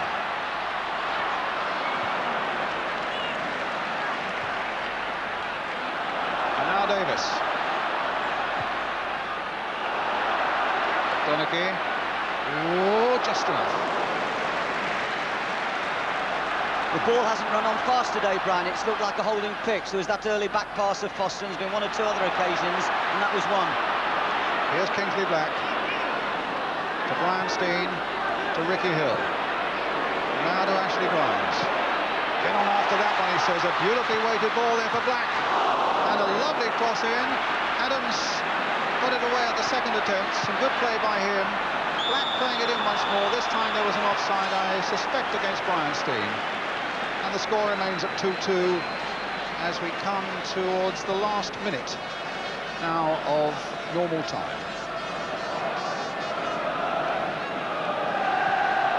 It also must be quite warm down there. We've had a lovely day, blue skies. Although there's been a freshening wind, you don't get that down in the bowl. Rocastle, Donachie. Foul by Alan Smith on Donachie.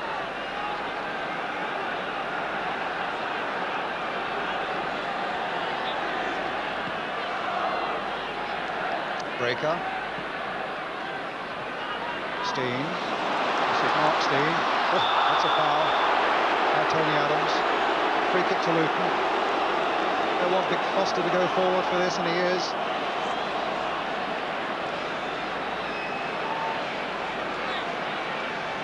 Terrific influence on this game today, and who knows, he might yet have the last word. Quick word there with Ashley Grimes about how the free kick should be taken, and Ray Harford gets back to the bench.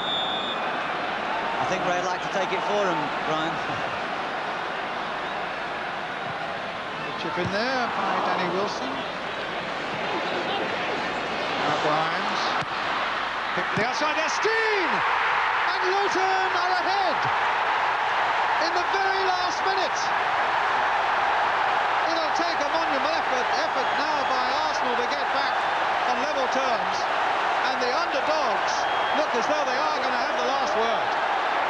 What an amazing 10 minutes ago. And now suddenly they've drawn back level, and now Brian Steen has made it 3-2. Yes, it was Brian, and it was a superb ball from Ashley Grimes, outside of his left foot, clever ball. And I think overall, it's about right.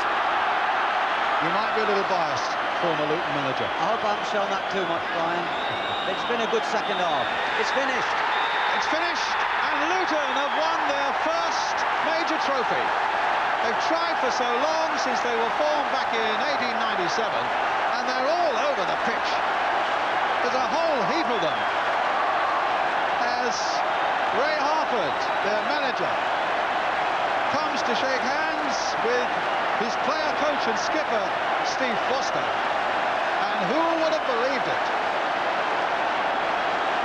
No wonder he's got a hug for Andy Dibble, man who saved a penalty, and Arsenal will be kicking themselves because they played poorly for so long, and then suddenly when they got the breaks, they should have ripped it away from Luton's grasp. And Brian Steen, with those 2 goals, the last one in the very last minute, made sure that the cup goes to Bedfordshire. Well, a lot of neutrals will be delighted for this man. A good, honest, pleasant manager, and they'll commiserate with George Graham, but they say, well, George, you won it last year, and really you had your chances to win it this year as well. In the end, it came to nothing.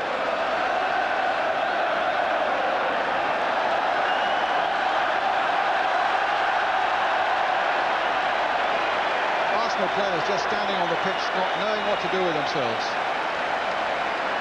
I mean, they must have been rehearsing their victory speeches 10 minutes ago. And when you think of the chances having gone 2-1 up, when Alan Smith was through, was foiled by the keeping of Andy Dibble, and then the penalty came, and Andy Dibble again came to Luton's rescue. Fantastic performance by the underdogs. And Mick Harford, they lost him, and they just turned the screw a bit tighter and played a bit better.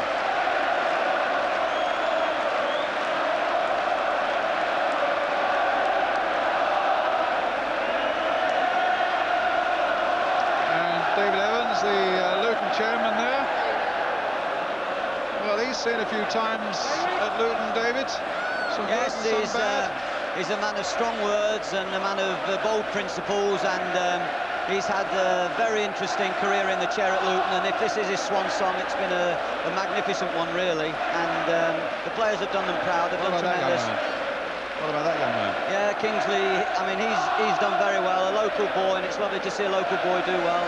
And as I say, I think John Moore, who worked at the club for many years, was a great influence in his career, and I'm sure we shouldn't forget all the people that helped build Luton to the club they are today. Look at the smiles. Fantastic for them. And what a way to win a cup final. Do you win it with almost the last kick of the game? Because, well, though Arsenal were playing at that time, there's absolutely no way you can come back then. I think it's the most dramatic second half for many a long day in a cup final, to see it turn round so much. First in Arsenal's favour, then right at the death. And maybe they deserve some reward. They've been to Wembley 3 times this season. And 2 brothers there on the winning side, Mark and Brian Steen. Yeah, their father, Isaiah, he'll be very proud tonight. The Steens have done good service for Luton. They're a big sporting family, David. Yeah, they love their sport, and they're great supportive people. Well, one of the traditions of the Littlewoods Cup final is that the losers go up first. Tony Adams, and it probably, you know, hasn't even sunk in yet, because it looked so good for them for so long in that second half.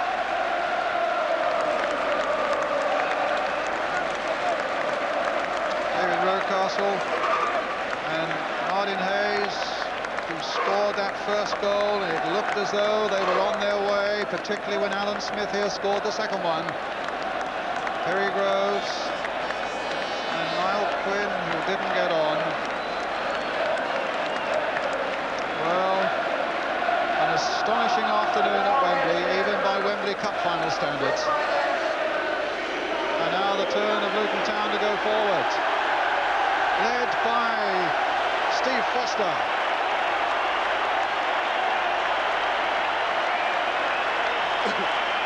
What a cracking game. He's really an inspirational character, is Foster. He's led the club brilliantly in his years there. He came from Aston Villa reserves. Well, this action never changes, as he'll lift the cup. It's just that the faces do, and that's a new face and a new club. The name goes on the Littlewoods Cup, Luton Town FC.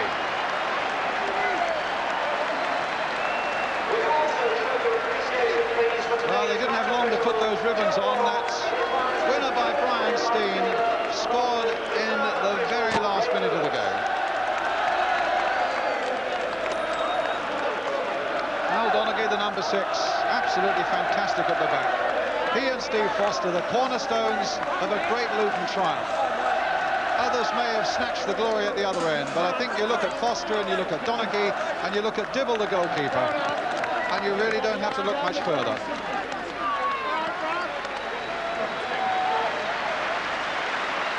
Well, I hope you've enjoyed it at home this afternoon. You can't really have failed to, I think, unless you are an out-and-out Arsenal fan, and I commiserate with you on that. But you lost when you looked as though you were going to win. But I think the neutrals will have said, well, that was a thundering good game of football, particularly in the second half. Real cup-tie stuff.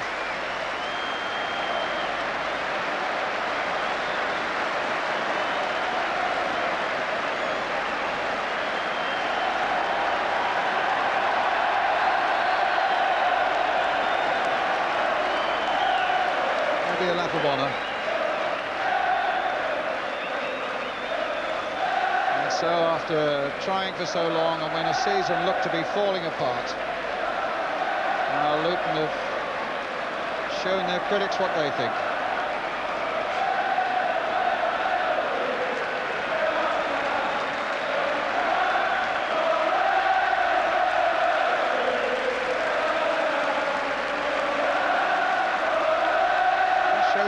Take anything for granted in this silly old game.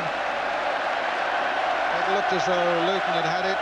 It looked for sure, at any rate, that we were going to have extra time.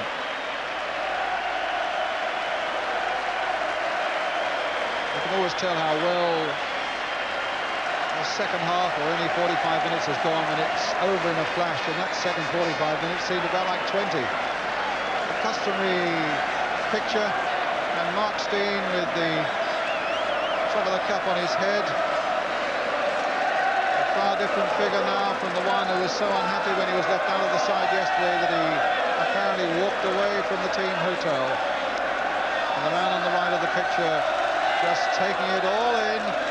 Ray Harford, the manager. A real team performance all round.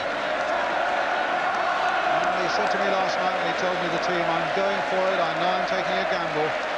But I've got a team of passers and a team of good footballers. The accent will be on attack. I know I'm gambling heavily, he said, but I think I'm right. And indeed he was.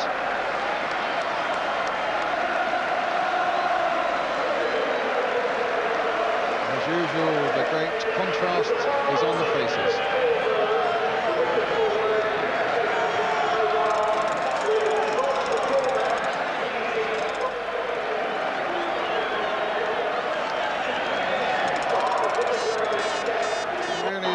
Born out of adversity when so many things have gone wrong, not least the injury to Mal Donaghy, it seemed, here last Saturday in the Qatar Credit Football League centenary. And with problems with Darren McDonough dropping out, and he was such an influential man in their midfield.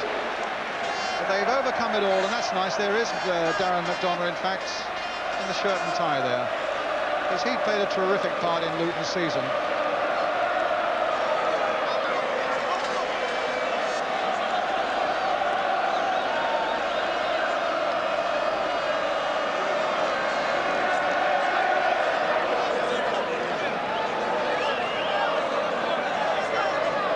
Greatest day in Luton Town's history by a mile.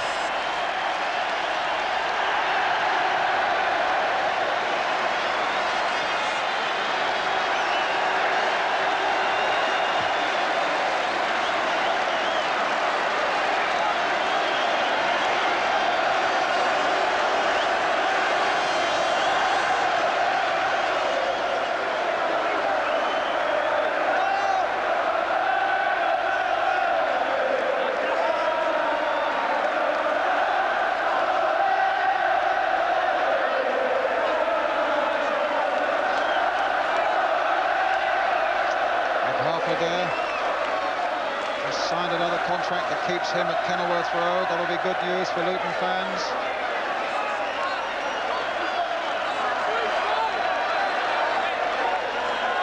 David Peake. I've just seen David Evans shake hands with David Dean very sportingly in the director's box. And I thought Arsenal did very well at the end. They were the losers, but they went to the Luton end first and went round the pitch and clapped the supporters. And I think that's always a good sign in a cup final. It was played in a sporting manner. I thought Joe Worrell refereed it well. And in the end, the second half, it made up for a very ordinary first half. Terrific. It was an amazing finish. And I don't think a bad tackle in the entire game. No malice at all. Good standard. Well, it's a day for the Hatters. They've been victorious over the Gunners. Luton winning by 3 goals to 2. We're going to take a break, and then we should be talking to some of those victorious Luton Town players after the break.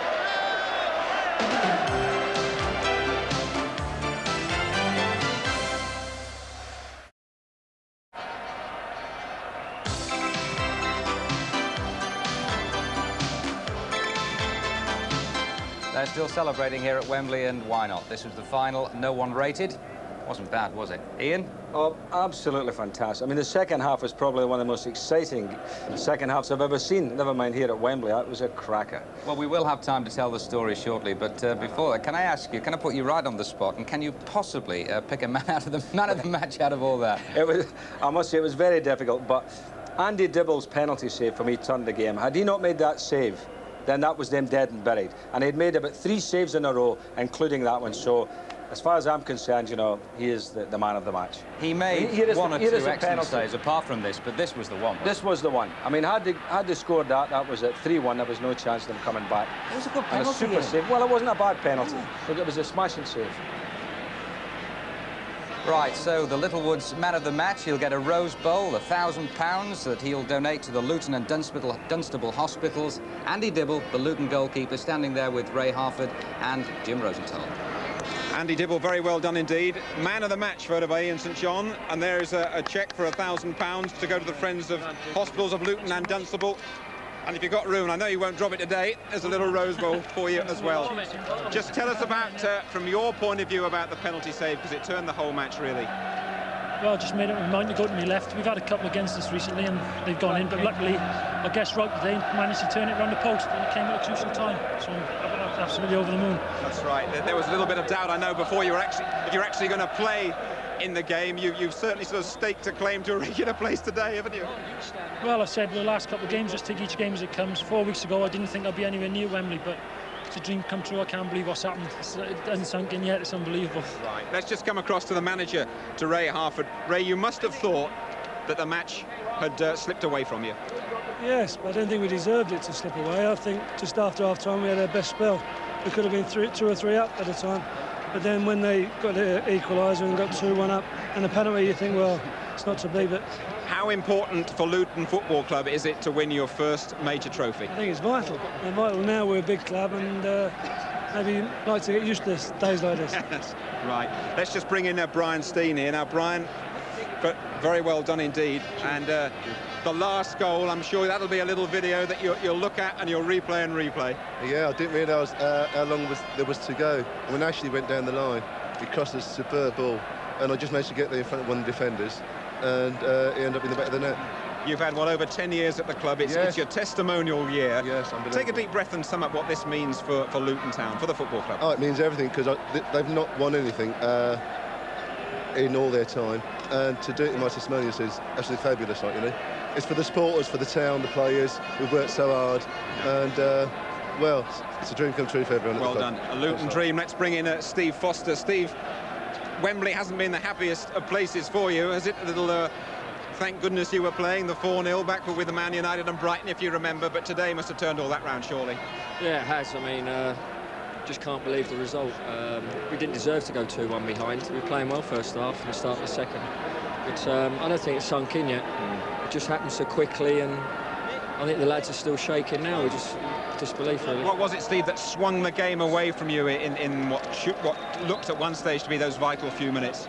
They just put a lot of pressure on us in the 6-yard box and in the penalty area, and you know, it could have went either way. from there on, especially when the penalty, I thought that was it. I thought if they score again, it'd be like the Simod Cup Reading again, 4-1. We're just, like I say, just can't believe it. Good.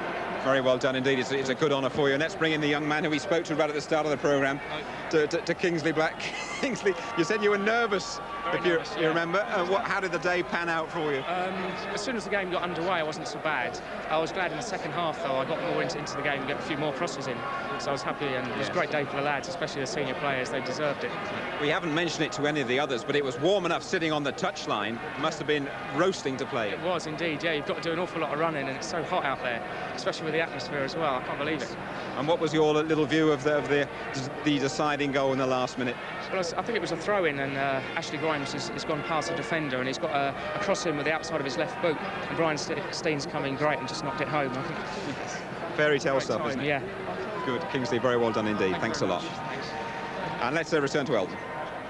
Thanks, Jim. Well, they're all heroes, aren't they? But what a remarkable cup final it was. Luton leading 1-0 at half-time. If you have come in late, we're now going to try and tell you the story of what was an amazing second half. And, Ian, it really all started when Martin Hayes came on for Arsenal as substitute. Yeah. I mean, it was a good substitution because he's a very strong front-running player, and he came on and turned the game a bit for Arsenal, didn't he? Got the equaliser. Got the equaliser, and, you know, he come from this free kick. I thought Smith was backing into Foster there. He could only just manage to knock it down. It fell nicely there, and Martin Hayes knocking it in with his left foot. And he started to run at the Luton defence. Well, once that went in, that was it. You know, the Arsenal seemed to get a new lease of life, and all of a sudden, bang, the pressure went on to Luton. And as Stephen Foster was saying there before, everything seemed to be happening in and around that 6-yard box.